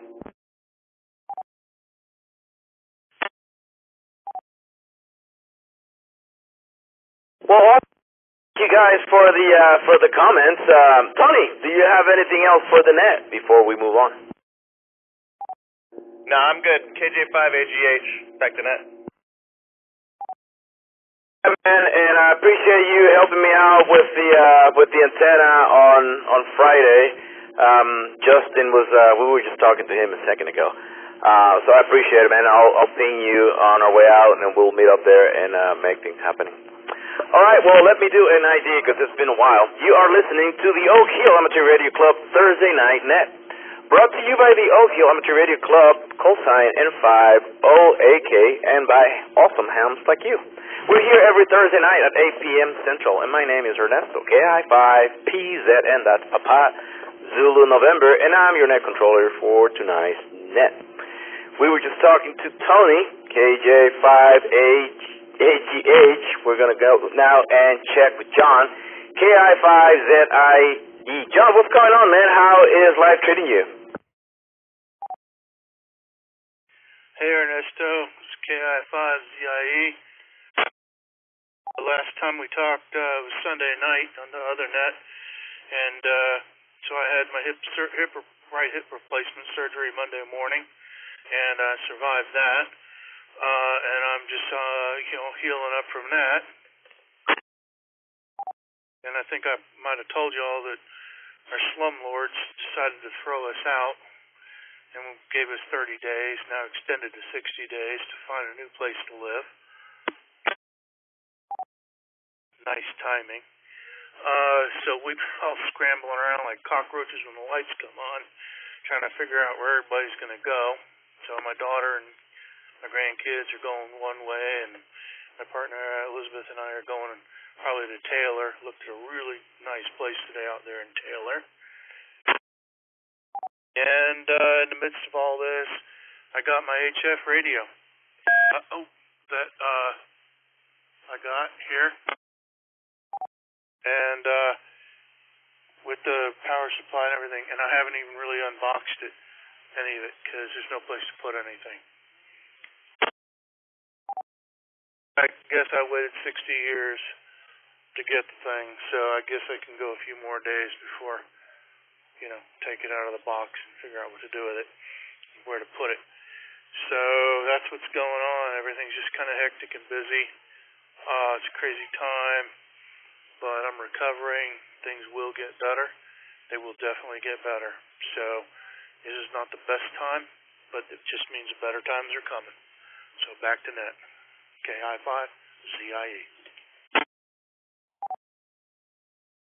Man, that's one good, good way of looking at it. And those hip replacement surgeries, I have a good friend of mine who just got one a few months ago, and I was really shocked with how quickly the recovery is on those surgeries nowadays. Obviously, technology keeps on changing, and they keep making awesome things with science. So, man, in no time you'll be up and running.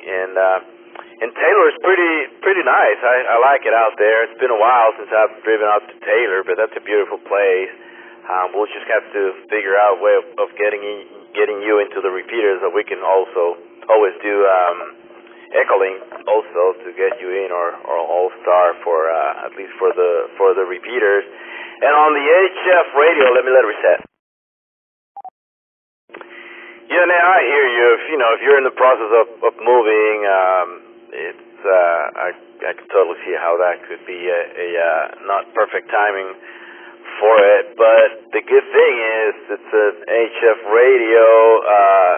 Once you have the time, all you got to do is just throw a cable out there, wire out there, and you should be able to jump in and talk to people.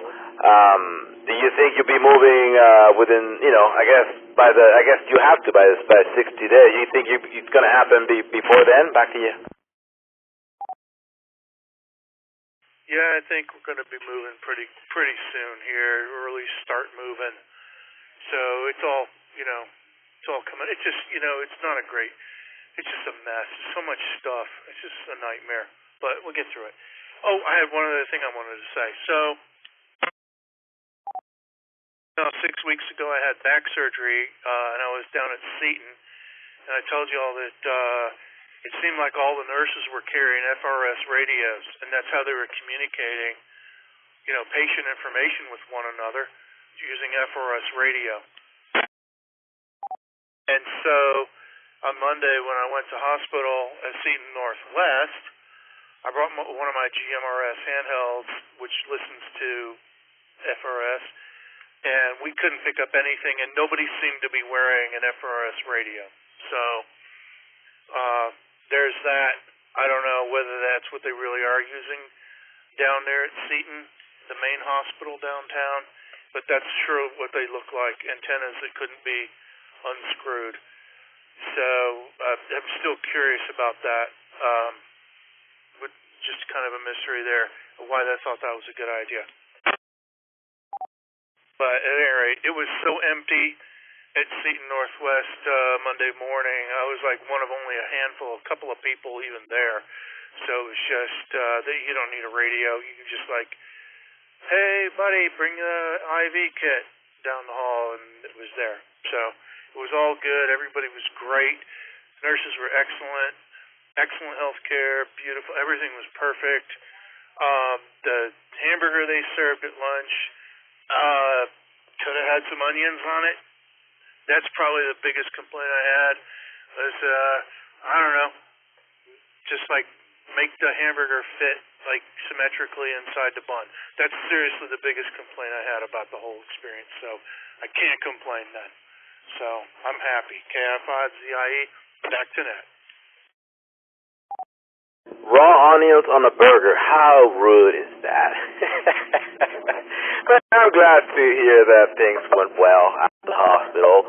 And you know how it goes. We go through these things where things seems to be, pretty uphill for a while, and then things go and normalize again, and it's just the way it goes. But you obviously have a really good attitude about it, and I like that. And I was gonna say, once you guys move and you have everything,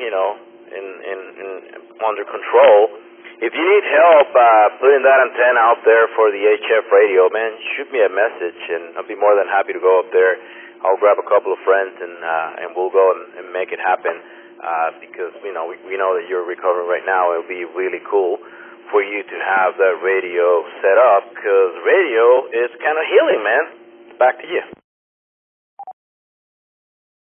Hey, thanks a lot. Appreciate that. Oh, I did find an antenna. It's just kind of an interim thing. I went with a Comet, sort of they don't say it's the best antenna in the world, but it's kind of like for portable uses. So I went with that just so I have something. But I would love to have better antenna stuff going on. So that's a whole world to look into and learn about, which I'm looking forward to. But I appreciate your offer there, and definitely we'll let you know what's going on as we get out there and get settled in. So KI5ZIE, John, back to net. All right, John. Well, you know where to find us, and we are more than happy to help you out. So just let us know, man. You take care, and I know things are going to get better soon for you, man. All right. Well, that was John, KI5ZIE.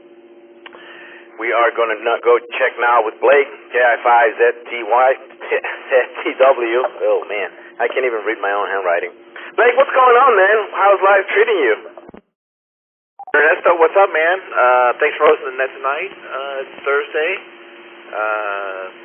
It's been great. I met up with Sammy today, picked up a Kenwood HF radio from him, and a Astron 70 amp power supply, and y'all might have heard us on the repeater. We were trying to find each other in the Central Market parking lot over on Lamar and 35th, and it's been a great day, and looking forward to getting this thing set up, and hopefully get my dipole finally set up this weekend, and be able to get a little better than with my vertical. Back to net. Dude, so you met the famous Sammy. No, I kind of heard when you guys got on the repeater, but I have to jump on a phone call, so that was all like, background noise, and I didn't know what was going on. But cool, I'm glad to hear that. That radio, that's the one that pushes 200 watts, right? Back to you. It is. It's a base station, or it can be portable, and it's 200 watts, which is cool. So my current tuner that I have only goes 125 watts, so I ordered a new tuner that'll be here tomorrow from Gigaparts that's rated up to 300 watts. So hopefully by the end of the weekend I have this thing up and going and have an extra 100 watts to get a little bit further on HF. Well, kick-ass, man. That's pretty cool. And you're all set up for success there, sounds like. And having that extra 100 watts, I'm sure that'll make a difference on a pile-up. That's pretty neat, man. Do you have everything else set up? Was that your, I guess, your last thing to set up as far as the general shack goes? Back to you. I've been running an ICOM 7300, even with my technician on 10 watts, and it's a great radio, and I love it, and it's set up right next to it. So I have both now, and I feel like when somebody asks how many radios do you have, or what's the right amount of radios to own, it's like X plus 1, X being the current amount that you own. So you can never have too many radios, and I'm realizing that now. And so yeah, I'm looking forward to getting this set up. It looks like I've been watching lots of videos and reading the manual, and it looks like a really great little radio. Never have too many radios. You just crossed to the dark side, my friend. Welcome to the dark side. Yeah, no, man, I get it. I totally get it. I look at those radios every once in a while, especially when I go to a swap meet, because sometimes they're really, they're really good price. And you're like, well, I could have a spare radio, just in case mine fries and whatever, but, that's just not. I don't have thank goodness that I live in a very, very small house, so I don't have room to put anything else. Plus, for those of you who don't know, I like CBs too. I have a Cobra 2000 here and a President Washington. Those things take some real estate, and I'm not getting rid of them because I do like my 11 meters. Blake, are you going to the float activation or the swap meet on Manor? Back to you. Man, I wish I was. I'm really interested in the Parks on the Air stuff, so I was really planning on going to that Saturday and had RSVP'd to it and have my little QRP rig that I was going to bring out there, and I just want to learn a bunch of stuff, but I'm self-employed, and so I have a conference that I really need to attend on Saturday from 9 a.m. till 3 p.m. over in Bernie, so I'm going to be heading to that and try to learn some stuff for work. But anyway, I'll definitely catch the next one, and I'm very interested in Parks on the Air stuff. Well, awesome, man. Well, I mean, yeah, I get it with the self-employment. I've been self-employed for like 20 years now. It's craziness. I will keep an eye on Parks on the Air channel on Discord, because sometimes the guys are activating parks around here, really close, and there's one here in downtown that sometimes the guys go in and activate. You might want to keep an eye on that, because, you know, you can just tag along. The guys are always welcome. They're welcoming everybody who wants to join them. So just keep an eye on that, and you might be able to, to get into it sooner than you think. Or the other thing you can do is if you have the setup, you can make an announcement or an invitation on Discord, and I'm sure people will jump at it and meet you at the park. People who already got the experience, and that way you can get started, man. Back to you. Yeah, for sure. Actually, as I was heading into town, I heard somebody had activated, I guess it's the San Jacinto Trail over in McKinney Falls this morning, and was on the repeater, actually, and so that's pretty cool. So yeah, I mean, I live about 5 minutes from Paceman Park, State Park, over here on Lake Travis, so it would be a good place for me to practice once I learn exactly what to do. I'm all registered on the Parks on the Air website, have everything done. I've made a couple contacts on HS, on Parks on the Air, getting into them, but obviously I haven't gone out and set up yet, but it's something I really want to do, and it seems pretty cool, on the COD testing side at least. Well, cool, man. Yeah, I've never done it, but I've seen guys doing it, and I think the hardest part for me, in my opinion, is when you get the pile-offs. That sounds like, that sounds stressful, because here I am just taking, I don't know, a handful of call signs when I'm running the net, and sometimes I miss half of them. I can't imagine Parks on the Air and a bunch of people calling in at once, but that's part of the excitement, and I'm sure that you will enjoy that. So cool, man. Well, we have Blake here on the net, KI5ZTW. If you would like to say hi to him, if you have any questions for him, please call in with your name and call sign now. It's Paul N5NEN. Go ahead, Paul. Oh yeah, Blake. I've never had a legitimate activation in a park, although I have operated from the parks for years, and in the field before Parks on the Air. And as far as the pile-up is concerned, when I get 3 calls in a row, I feel like I'm having a pile-up. I don't think we're going to really have too many problems with that, and all you have to do is get part of a call and call them back. Forget the other guys; they'll be there, and they'll come back later. You don't have to copy everybody. But I'm going to go out on Saturday, and my daughter Colleen's going to come with me, and we're going to both try to activate the park and see if we get our 10 contacts. Because I'd like to at least have one activation. And we're going to go out a few more times before we go back to Hawaii for our funerals this summer, where we're going to activate parks there. So I'll try to keep everybody posted a little bit on Discord. I don't really use that, but I may try it. And if we're going out, I'll let you know. And you're welcome. And Ian, back to that. Man, that's awesome. I'd love to meet up with y'all. Just let me know. Where are y'all going back in Hawaii? Honolulu is home, and for my house family, and we're having the cemeteries. The funeral's going to be at the National Cemetery in the Pacific at Pasquale, and for the old soldiers, and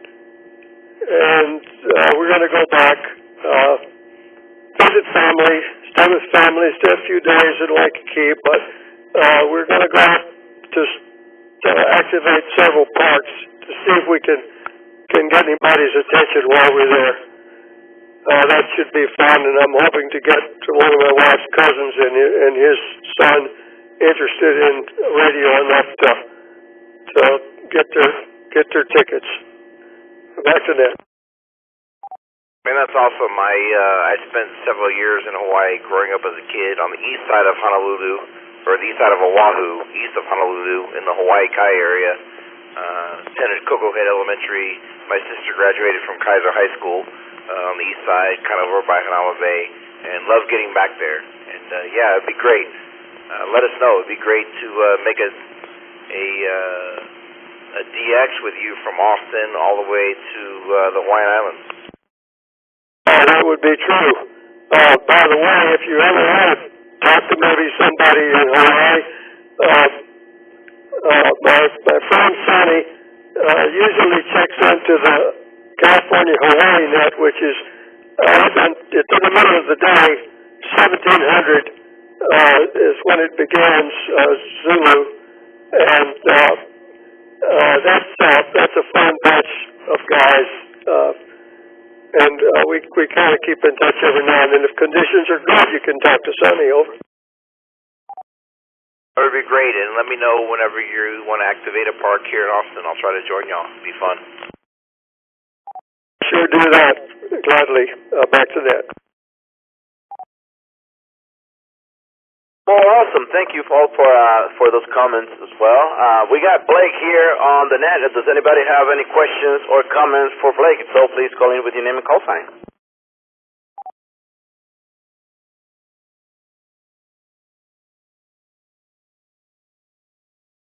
All right. Heard. All right, man. I hope you have an awesome weekend. I know you're going to be doing some work stuff, but I hope it still is a good weekend, and we'll be talking to you soon. Do you have anything else for the net before we move on, Blake? Man, I don't, Ernesto. Thanks for hosting, and I'll be around, and as I'm driving to Bernie, I'll be connecting to the repeaters as I head west, Johnson City, etc. So I'll try to check in, and everybody have a great weekend. KI5, ZTW, back to net. Well, awesome, Blake. You have a good one, man, and thanks again for checking into tonight's net. Pleasure talking to you, and we'll be talking soon. All right, that was Blake, and now we are going to go and check with K4FDM. Keith, what's going on, man? How is the week treating you? Hi, Ernesto. It's been a great week so far, and I want to respond to your question that you posed at the beginning of the net, and I think I'd like to go to South Carolina. I've never been there. I hear Charleston is an amazing place. Over. Oh, man. Thanks for remembering the question. Yeah, I've never been out there to the Carolinas, but from what I've seen so far, you know, obviously on pictures, it's a beautiful place. Plus, you get to play on the beach as well. So, awesome. Are you going this summer, or that's just on your list of places to go? Well, my daughter goes to school in North Carolina, and I've been there a bunch, and it is a beautiful state. And so I'm going to go visit her. She's going to be up there over the summer. I'll go visit with my wife, and I think we'll take a road trip down to South Carolina to check out Charleston. Over. Well, cool, man. Well, take pictures, and you don't mind share them on Discord, because we're always, you know, looking for entertainment. So that's pretty cool. Yeah, man. I think that's where they were doing the Andy Griffith show, right? South Carolina. Back to you. I'm sorry. Could you repeat that? I think the Andy Griffith show was based on South Carolina, if I'm not mistaken. Oh, that's funny. You know, I didn't know that actually. But you'll have to look that up. But I wouldn't be surprised at all, actually. Over. Now, don't quote me. I might be completely wrong, but I kind of thought that was the case. So, cool, man. Are you planning on going to the POTA activation this Saturday or the swap meet by any chance? Back to you. Unfortunately, I cannot make either of those events, but you know, I'd love to. Certainly want to do a POTA activation one of these days soon. I'm mainly do QRP on HF, and it's really fun to check in with the activations. Over. Well, cool, man. Well, you know, like I said, we're always pretty busy. We find active, I should say, busy and active. This is an active club, and there's always stuff happening and product activations and all those things. So just keep an eye on Discord and just hop in whenever you have the chance to join us. But there's always something going on aside from the Saturday breakfast. We're always getting together and doing things. So just keep an eye on that, man. And you know, you should have a good time with this club for sure. We got Keith here on the net, K4FDM. If you want to talk to him, you have any questions or want to say anything to Keith, please call in with your name and call sign.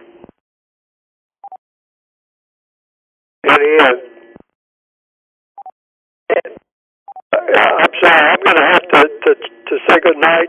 Check out the net now, and I just wanted to give my final and say thank you certainly for being there.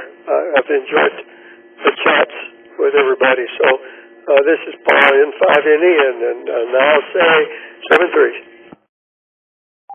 All right, Paul, you have a good night. Say hi to your daughter, and we'll love to have you here next week, and also on Sunday night for the Weekend Wind Down Net at 7:30 p.m. You have a good one, man. All right, well, Keith, do you have anything else for the net before we let you go? Ernesto, no. Thanks so much. Have a great night. Thanks for hosting, and 73. All right, man. Well, thanks again for checking into tonight's net. It's been a pleasure talking to you, and you have an awesome weekend.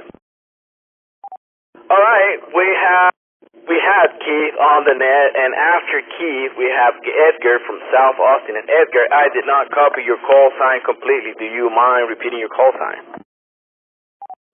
Not at all. This is KD5JOX, Kilo Delta 5, Jack, Open, Xavier. Oh, awesome, man. Thank you. Thank you for repeating that. How is the week treating you, man? Well, for me, it's not too bad. For my poor little wife, she had to go visit the dentist, and I'm telling you, you don't want to go to the dentist if you can help it. But the weather's been good. The AC is running, so can't complain.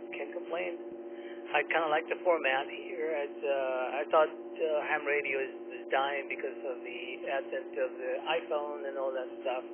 But I see that, a good dog is hard to kill. That's awesome. 73. Back to you. Oh, cool, man. No, man, we got a pretty busy club. I think we have probably close to 500 people now. That's just this club. Then you have the Austin Amateur Radio Club. That probably have a couple of hundred people as well. And we have the UT Amateur Radio Club. We have the Williamson County Amateur Radio Club. And the LASA, that's a high school one. So there's plenty of hams in this area. This is a very, very, very active community in this area. And, well, yeah, man, that's pretty cool. On the dentist, yeah, no, I hear you, man. Let me reset here for a second. I recently got one of those implants tooth. It's one of those fake ones that they literally drill a hole in your jaw and put a screw, and then you go like 3 months later and they put the fakey tooth and it just stays there, and holy smoke, man. It's best to just go out without teeth. That was painful and excruciating. But it's done, and I don't have to worry about that again. But yeah, man, good weather for sure. We've been having a really nice weather, a little bit on the warm side for me, or humid, I should say, for today. But have you done any radio over the week? Back to you. Well, I've been absent from being a ham radio operator for quite some time now. And my boss back in the day got me into getting me a license, and I enjoyed it back in the days. It was 1999 to about 2004. Then I don't know what happened. He fell off the wagon, and I did too. So, but I've been off and on, back and forth. I make sure that my license stays current and all that stuff.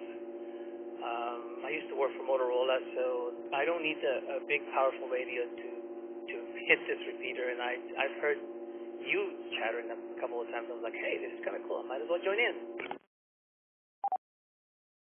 Cool, man. Yeah, we have a bunch bunch of nets. Like, we have nets almost every day. We have on Monday nights, we have 3 nets. We have a simplex net on Tuesday. There is the UT net on Wednesday. 2 nets, the CW and this one on Thursday. There's a trivia on Friday. There's 2 nets on Saturdays, and there are 4 nets on Sundays. So man, you could stay radioactive all you want. How long has it been since the last time that you got, that you were active on ham radio? Back to you, Edgar. Oh, good Lord, probably 2010, I would say. Back to you. Oh my goodness. Well, no, man, you gotta come and visit us more often. We also have in the afternoon we call it the Slacker Chat, which people leaving work like around 3:30. We get started until 3-5. Well, we start like around 3:30, and it's like 6 or sometimes 7 p.m. and we're chatting there. So it's been, I don't know, man. I've been ham for not that long, a couple of years. And it's busy. Like, sometimes I have to pick which repeater I want to listen to, because there are juicy conversations happening all over the place. So, do you have a general license? Back to you. Yes, that's correct. That's all I got. I can't get on HF or anything like that. Well, I can without a license, but no, I don't do that anyway. But I do want to do it, with a license. I try to get the Morse code going, and I was getting pretty good at it. But if you stop, you forget it. Back to you. Yeah, like any other language, if you stop using it, you lose it. But we have a net here on Thursday night at 7:30. It's on the 3.532. It's 3532 megahertz at 3.532 at 7:30, and everybody's welcome to that net. You don't have to be a good CW operator to get in, and you could even use an app if you need help copying the CW. The one that I use, and I keep saying that, it's called Morse Expert. And I downloaded that on my phone, and I just put that next to the speaker, and that just deciphers the CW for me. So it's you got plenty of tools to get into it. And on the HF, if you have the general, obviously you have access to all of the bands. Let me let it reset here for a second. You have access to all the bands, so we gotta get you on the air for HF as well, man, because there's a bunch of people out there, all 24/7 talking. So you might wanna check it out when you have the chance, because it's pretty active too. And now with the solar cycle, I'm not gonna get technical on that, because first, I don't know anything about it, but I know what people are saying. It's pretty active, and HF has been crazy, man. 10 meters, I mean, you name it. It's pretty active. So if you can get on HF, I would highly recommend it, because it's been awesome, and you don't even need like a fancy antenna to get on the air, because when the bands are open, I mean, heck, a little piece of wire will get you out there. So good, man. That's pretty neat. And like I said, I'm very happy to hear that you are back on the ham radio wagon. We would love to have you here more often. Like I said, we do nets almost every day, and this one it's every week, man. We got Edgar here on the net, KD5JOX. If you would like to say hi to him, please call in with your name and call sign now.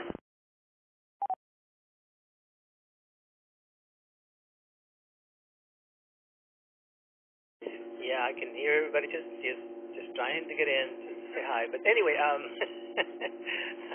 I did get a fake tooth, as you called it, and the key factor in getting those is to get completely sedated. You don't want to do it. You don't want to do it just directly out, because that's gonna hurt and leave you it's gonna keep bad taste in your mouth. You know what I mean? So sorry that you probably didn't get fully sedated, but to me it was like, close your eyes and open your eyes, and it was done. So that was a cool thing. And for these days, you just have to do that. Back to you. No, man, I paid a lot of money for that, so I want to experience the full experience. I don't want them to put me to sleep. That cost me a lot of money, so I want to experience every single part of it. I'm joking, obviously. That was a really painful thing to go through, but I guess it could be worse. I mean, it's just it is what it is. Edgar, are you planning on going to the port activation on McKinney Falls State Park on Saturday or the swap meet on Manor by any chance? Back to you.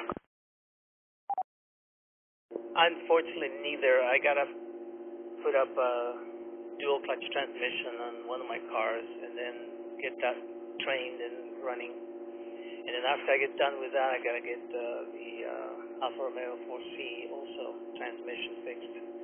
So I'm pretty busy. I don't think I'm going to be able to make it to any functions until I get the cars running. So, but enjoy it, definitely. Have a good time. I know those things are a lot of fun, meeting people, talking to people. The whole works. Back to you. Well, awesome, man. I know, sometimes we're busy. That comes with being an adult. But, if you get a chance, every Saturday morning, we get together at the Waterloo Ice House on Burnett, just south of 183 at 8 a.m. A bunch of hams get there, and it's a friendly crowd in case you are, available one of these Saturdays. Well, Edgar, do you have anything else for the net before I let you go, my friend? Did you say 8 a.m.? Yes, sir. I know that's obscene for some people, but I'm one of those crazy persons who gets up like at 5:30 in the morning for no apparent reason. But 8 a.m. that's when we usually start getting there for breakfast, and you can make fun of me if you want to. Back to you. My wife said we qualified that with on Saturday. No, I work until 2 or 3 in the morning, so that's my middle of the night. But I might be able to make it one of these days. Sometimes I just move things around so that I can make special functions in the morning for you guys. The early owls, KT5JOX is almost about out to a battery, so you might want to dispatch me after this. All right, man. Well, I appreciate you checking into tonight's net. It's been a pleasure talking to you again. I'm really happy that you are back on ham radio, and we would love to hear from you more often. Well, that was Edgar. We got Edgar on the net. And let's see, that was my last check-in for the regular check-in, so let me do a quick ID real quick. You're listening to the Oak Hill Amateur Radio Club Thursday Night Net, brought to you by the Oak Hill Amateur Radio Club, callsign N50AK, and we're here every Thursday night at 8 p.m. Central. My name is Ernesto, KI5PZN, that's Papa Zulu November, and I'm your net controller for tonight's net. All right, well, the first round of check-ins just passed, so let's go and look for more check-ins. I'm looking for regular check-ins. No membership is required to participate. All we need is your name and call sign to get you in. Please call in now. This is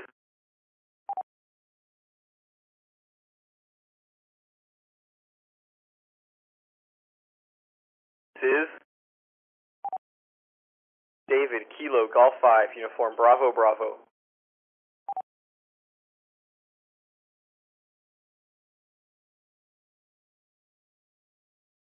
This is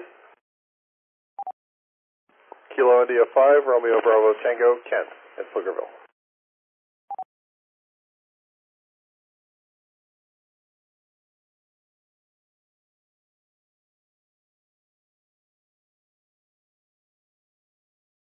All right, we're looking for check-ins. We got David and Ken. Anybody else would like to check in, please call in with your name and call sign. This is W7DTX, Travis in South Austin, no traffic. This is AI5OS, North Austin, Andersonville.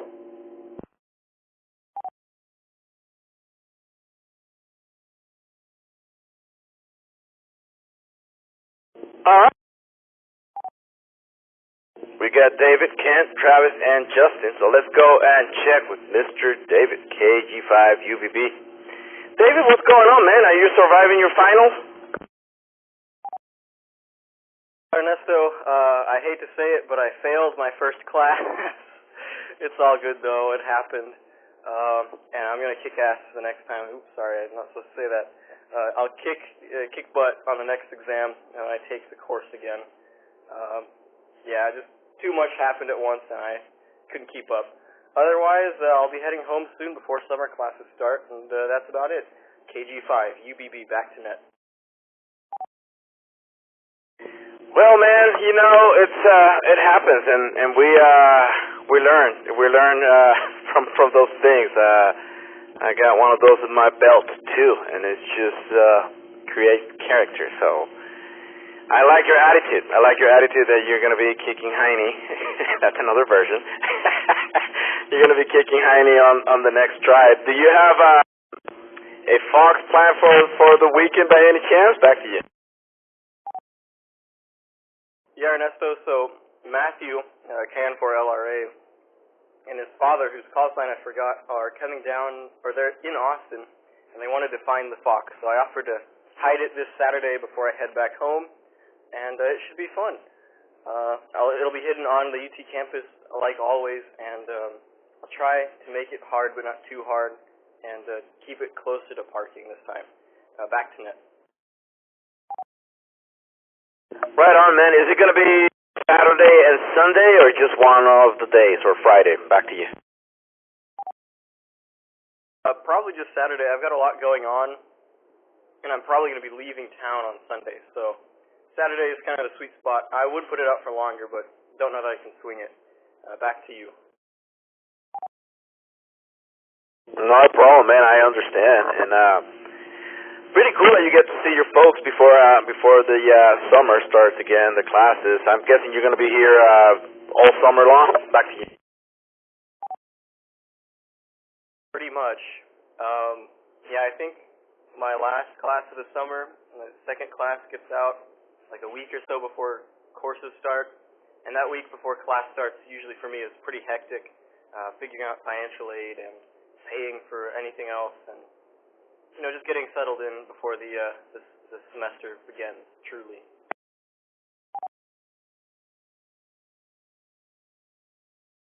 Well, right on, man. Well, you know, glad to hear that you're all right, and things are okay. I know that, you know, that's a hiccup there, but it could be a lot worse, and I know you're going to be doing really good on the next round around on that thing.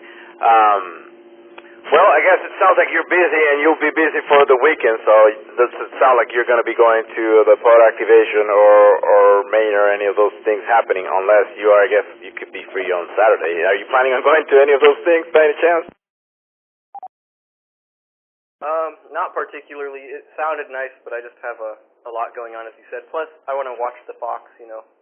Matthew's last chance to find it, so I can't have it run out of battery, as has happened with a few other fox hunts in the past. Plus, you know, I gotta get stuff wrapped up before I head home. I was originally gonna head home either next Monday or Tuesday, but some stuff happened and I had to cut it short. KG5, UBB, back to net. Well, right on, man. No, I totally understand. Life is like that. It's unpredictable. Well, we got David here, KG5UBB. If you would like to say hi to him, if you have a question for him, please call in with your name and call sign.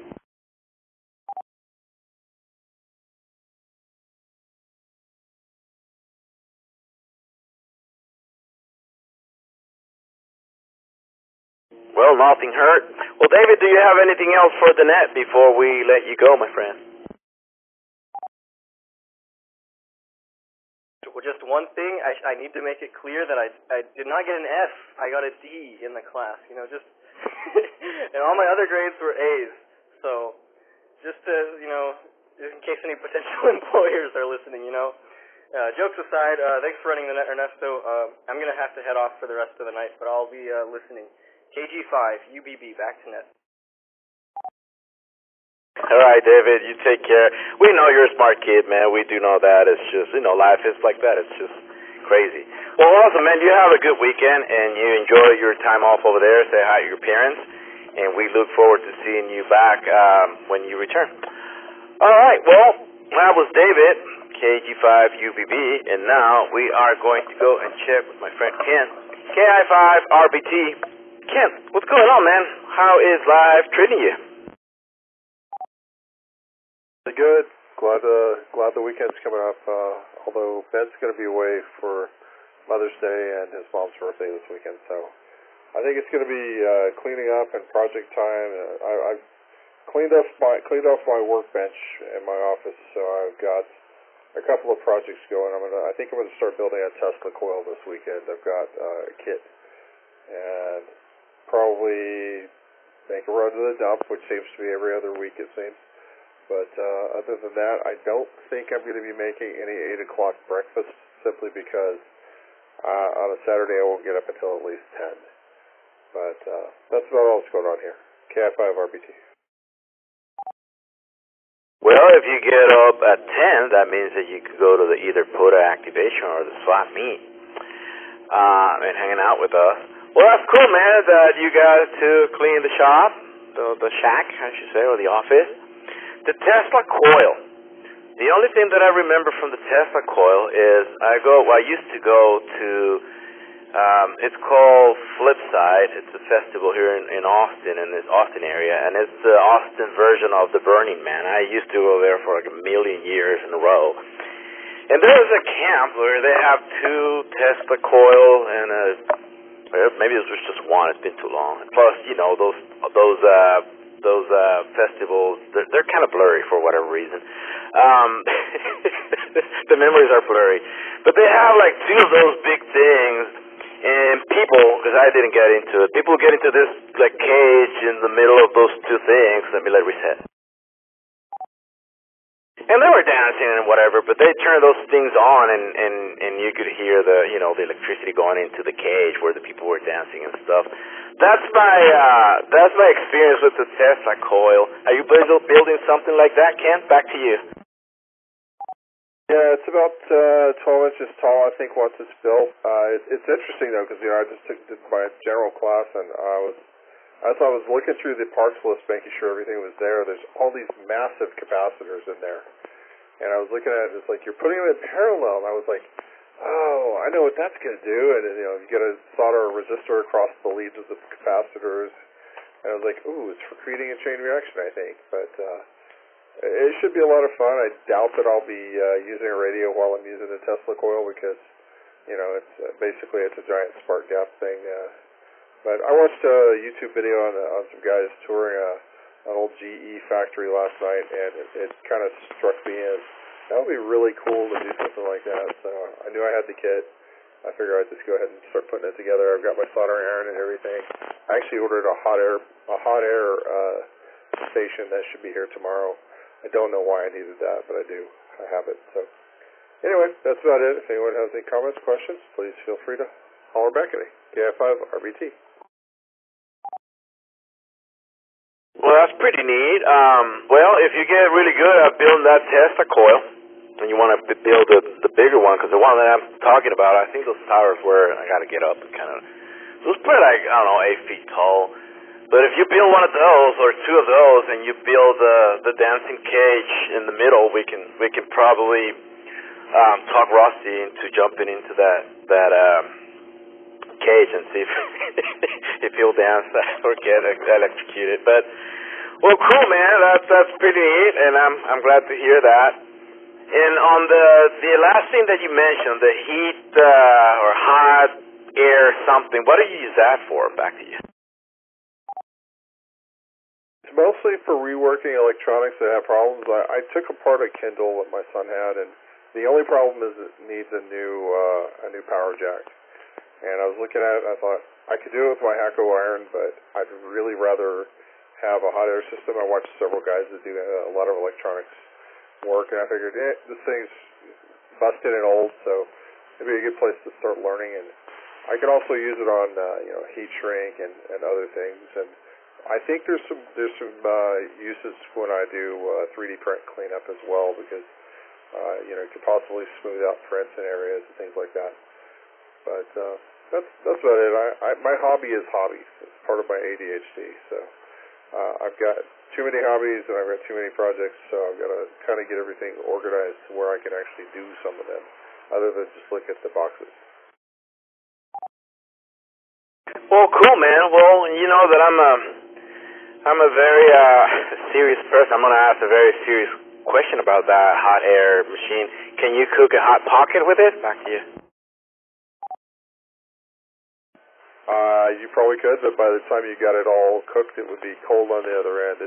It's about the same size as a soldering iron.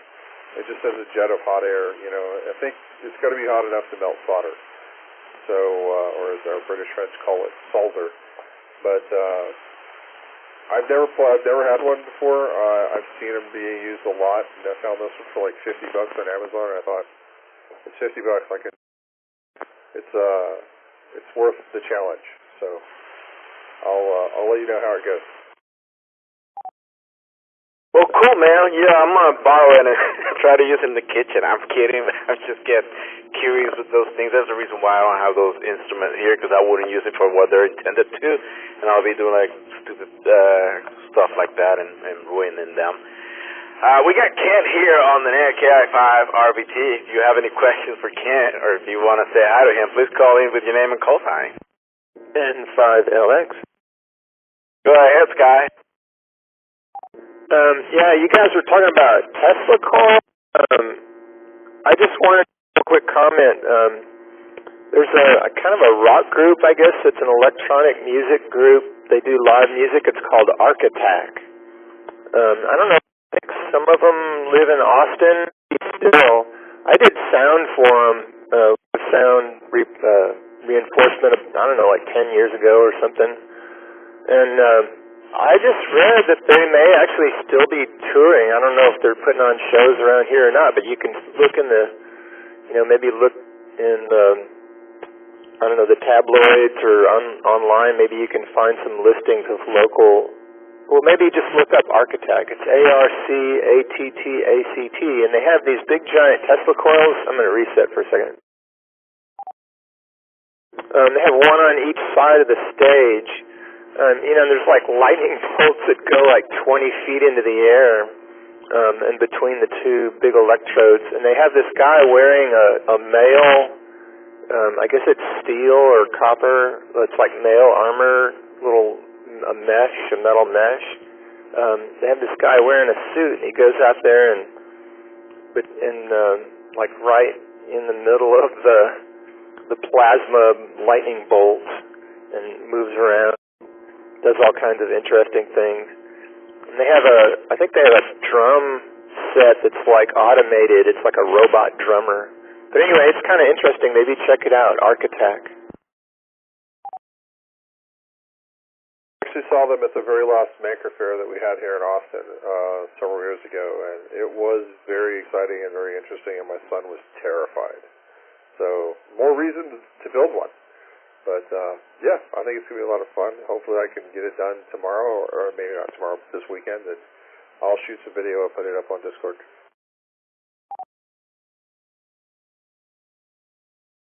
Well, awesome. Thank you, Sky, for the comment. And now that I looked them up, and that's exactly what they had set up at the festival that I was talking about.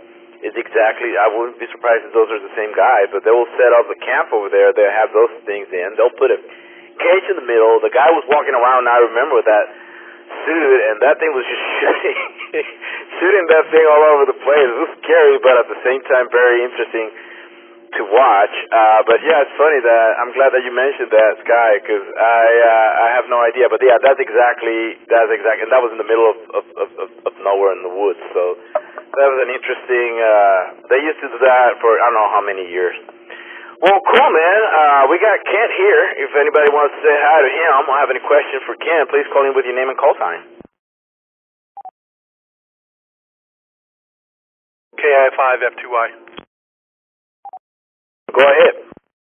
Just a quick question. Could you spell that band name again? I got it here, and it is ARC. It's ARC as in Charlie, and then Attack. Arc Attack. QSL. Thank you. Appreciate it.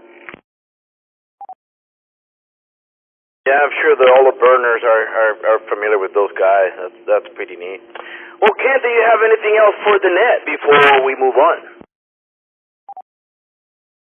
No, sir. Just appreciate you running the net, and let's see how many of these things that I'm planning on doing this weekend do I actually do, or do I sit on the couch or my recliner and watch television the whole weekend? That's the challenge, is to not do that. So that's it. KI5 RBT, back to net. All right, on, man. Oh, I hear you. In my case, it's just I sit in front of the radio and don't do a thing. Well, awesome, man. I appreciate you checking in to tonight's net, and we'll be talking soon, man. You have an awesome weekend. We'll be talking for sure. All right, that was Kent, KI5 RBT, and let me do a quick ID. You're listening to the Oak Hill Amateur Radio Club Thursday Night Net, brought to you by the Oak Hill Amateur Radio Club and by awesome hams like you. Call sign is N50AK, and we're here every Thursday night at 8 p.m. Central. My name is Ernesto, KI5PZN, that's Papa Zulu November, and I am your net controller for tonight's net. After Kent, we got Travis, W7DTX with no traffic. Thank you so much for checking in to tonight's net, Travis. And then after Travis, we got Justin, AI5OS. What's going on, man? How is live treating you, my friend? Make sure I've got it here. Alrighty. Yeah, so far not doing too bad. Just kind of sitting here at the desk. And just doing a little work here. So far everything's going quite well. Just kind of working on this 991. Not to be confused with the 991 Alpha. This is a 991 here. Kind of trying to get it set up. Apparently I cannot get the I need to try to get the firmware updated, but it looks like it's such a touch screen that I'm going to have to get some sighted help to do that here. And was trying to plug a speaker into the headphone jack, which seems to work okay. The only trouble is it's just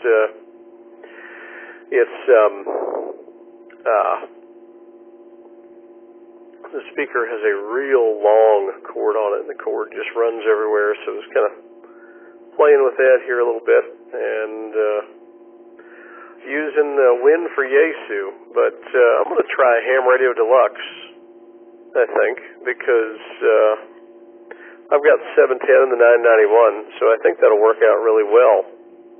I've just got to figure out some of the keyboard shortcuts in Ham Radio Deluxe, because they're a little weird. Normally pressing enter kind of does some different things, but anyway, looking forward to seeing you tomorrow, Ernesto. So this is AI5OS. Well, cool, man. Yeah, I'm not familiar with the 991. I have the 991 Alpha, which is the one I'm using right now, and in about almost 2 years, I put so much mileage in this thing that I'll say at least this one, it's a good radio so far, because like I said, I use the living heck out of it. But yeah, I'm not sure. I know on this one I have a jack for the speaker in the back, and because I do have an external speaker on this radio, and it does have the headphone jack in the front, but I'm kind of allergic to headphones, because I'm one of those people who's always kind of hot, and whenever I put headphones on, my ears get hot and red, and it's just not comfortable. I know that some of you guys like to use the headphones for HF, and I know all the reasons why. But yeah, unless they build ones with air conditioning on the ears, I will not be able to get on that. But are you liking the 991? Like I said, I'm not familiar with it, but are they still making the 991, or is that a discontinued model? Back to you, Justin. So far, I think it is discontinued, but I found this very, very reasonable, and I was like, I've got a good Yaesu radio here, and this is working out fine. You know what? I'd rather have this speaker plugged into the back, because I got to figure out where the speaker port is on the back of this thing. Because I'd rather have it plugged into the back than I would on the front. But it's basically the 991 is the precursor to the A. In fact, the only difference is, I think, the waterfall and the GPS, which do me absolutely no good anyway since I can't see them. So, there you go. Yeah, no, this is I think that this radio may be a few years old, but it's working, and that's all that matters. Right on, man. No, I really dig this radio because, you know, you can do pretty much everything under the sun with the radio. It's all modes, all bands, everything. And it's, you know, pretty, I guess for somebody like me who's pretty new, or I should say fairly new, I don't even know when you stop being a new ham. I guess when you learn something about ham radio, so I still haven't learned anything, so I'm still a new ham. But for me, it's pretty easy to use, so I'm really happy with this radio. I started with Yaesu, so I'm kind of more used to the Yaesu menus. I have let me let it reset here for a second. I have an ICOM radio, an IC2730 that I keep here next to this one, because whenever I'm doing HF on this one, then I'll turn the other one on, and I usually have a little bit more hard time playing with that one on the menu because I'm used to this guy. But right on, man. Justin, are you planning on attending either the product activation thing on oh my goodness, it's I'm losing my mind now, on McKinney Falls, or going to the swap meet on Manor Road by any chance? On Manor Road, on Manor, Texas. You see, back to you. Yeah, I am going to try to go to the swap meet, the tailgate there, and see what's going on. That would be fun. Absolutely. All right on, man. Well, I guess we can talk about that tomorrow too. In case you need a ride, we can make it happen. Well, right on. We got Justin here, AI5OF on the net. If you would like to say hi to him, or if you have any questions for Justin, please call in with your name and call sign now.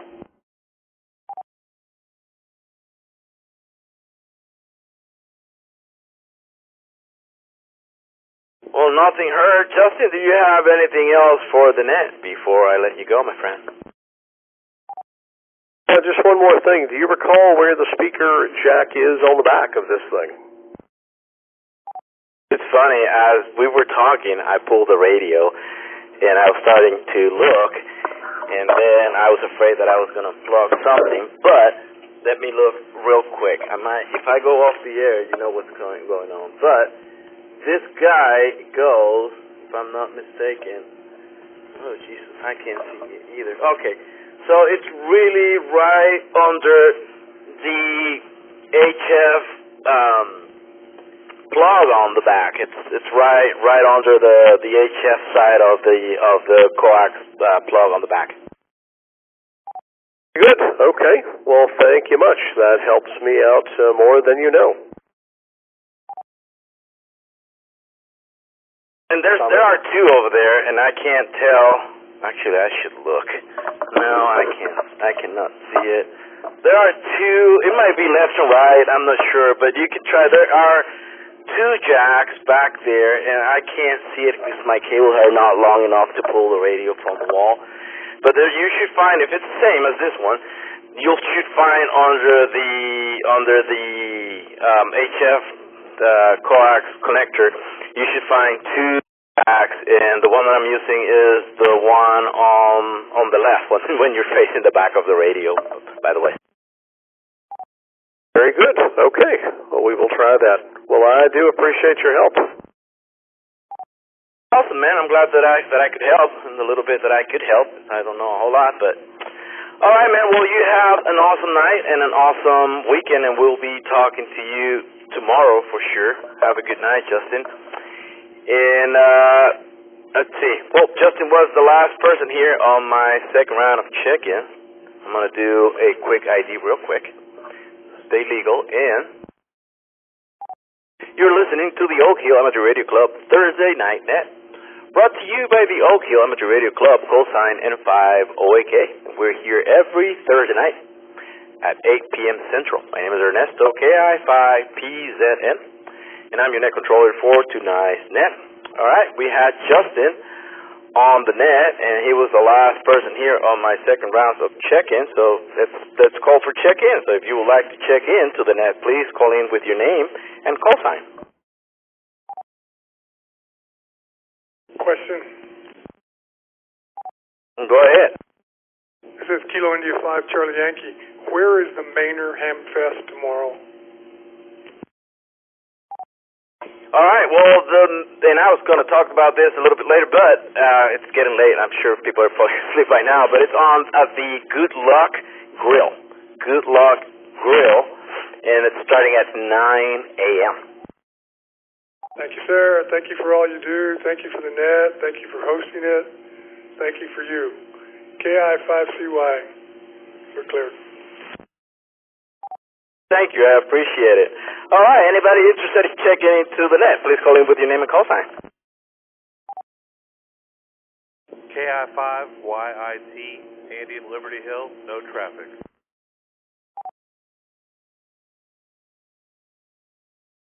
Can you repeat your call sign again? I'm sorry, I'm half asleep now. KI5YIT, did I get that correct? Correct. KI5YIT. Awesome. Thank you for checking into tonight's net. Anybody else would like to check in?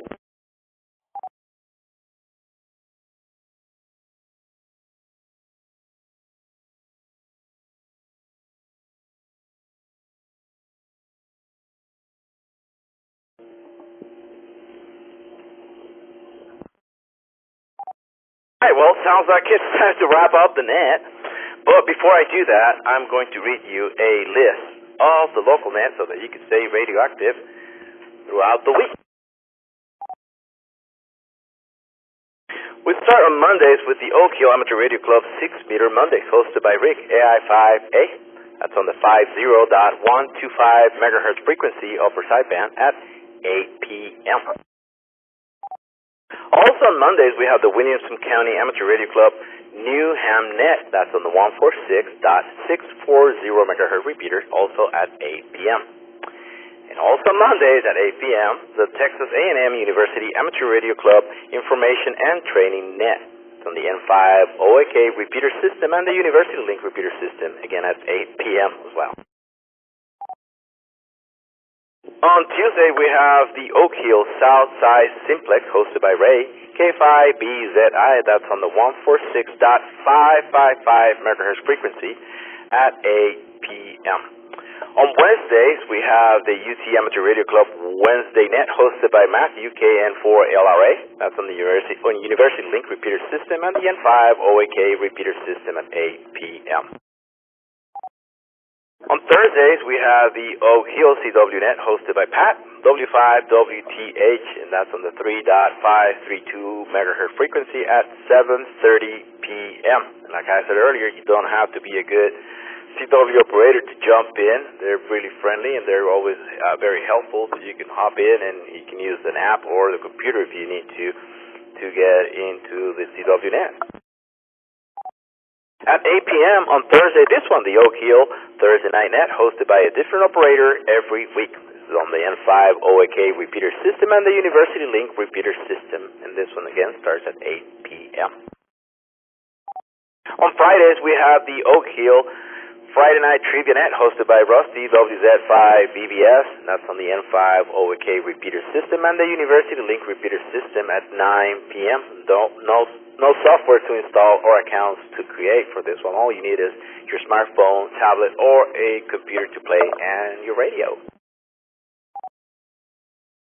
On Saturdays, we have two nets. We have the Austin Amateur Radio Club Elmer's Net, hosted by Jeff, N5MNW, and that's on the 146.940 megahertz repeater at 7 p.m. At 9 p.m., we have the 220 megahertz Guys Original Preservation Net, hosted by Steve, KB9DSQ, and that's on the 224.100 repeater at 9 p.m. And if you don't have a 220 radio, you can still participate on that net. You can do it via Echolink by connecting to Whiskey Mike Niner Whiskey Romeo WM9W-R. It's a really good net. That's on Saturday nights at 9 p.m. On Sundays, we have 4 nets. We have the Austin Amateur Radio Club 10-meter weekly net. That's on the 28.410 megahertz repeater at 3 p.m. At 7 p.m. on Sundays, we have the Travis County Aries weekly net. That's on the 147.360 megahertz repeater, again at 7 p.m. At 7:30 p.m., we have the Weekend Wind Down Net, hosted by me, Ernesto KI5PZN, and that's on the University Link repeater system and the N5 OAK repeater system, again at 7:30 on Sundays. Also on Sundays, the Austin Amateur Radio Club Swap Net, hosted by Jeff, N5MNW, and that's on the 146.940 megahertz repeater at 9 p.m. And don't forget to go to n5oak.org to check the calendar for the DMR machine net. There is a net almost every night on the DMR machine. And you can also go to n5oak.org and check the calendar for all of the nets that I just mentioned here. We got a net, like I said, almost every night.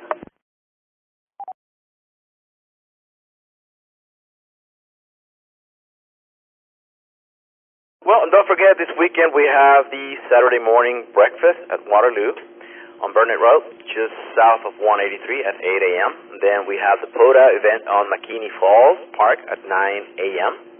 And there's also the SWAPnet meetup / lunch on Manor at the Good Luck Grill starting at 9 a.m. as well. Well, let's get a count on tonight's check-in. And we have 23 check-ins for tonight, and I want to thank every one of you guys for checking in.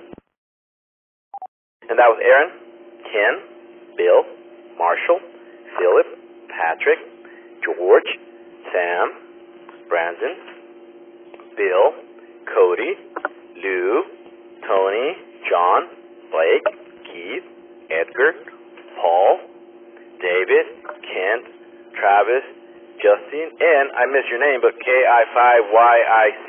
Thank you so much, guys, for checking into tonight's net. I want to thank you again for listening along with us and participating. This net was entertaining for you, and I really hope to see you all next week. The Oak Hill Amateur Radio Club Thursday Night Net is narrowcast courtesy of the Oak Hill Amateur Radio Club, callsign N5 OAK. We're here every Thursday night at 8 p.m. Central. We are a non-profit based in Austin, Texas. For more information, please visit n5oak.org, where you can read about the club, sign for our email list, or donate to support the continued growth of amateur radio. Don't forget to join us on Discord, where we stay in touch when we are not on the radio and when we're on the radio as well. It's a great place to go and ask questions and stay current with the local ham community. We would like to thank Kyle, KA5D, for linking the University Link repeater system for this net. I'm Ernesto, KI5PZN, and from my QTH here in Austin, Texas, 73, and thanks again for hanging out with us tonight. I will see you guys on Sunday night at 7:30 p.m. right here for the Weekend Wind Down Net. The system is now returned to regular amateur use. Well, thank you guys. It was a fun net.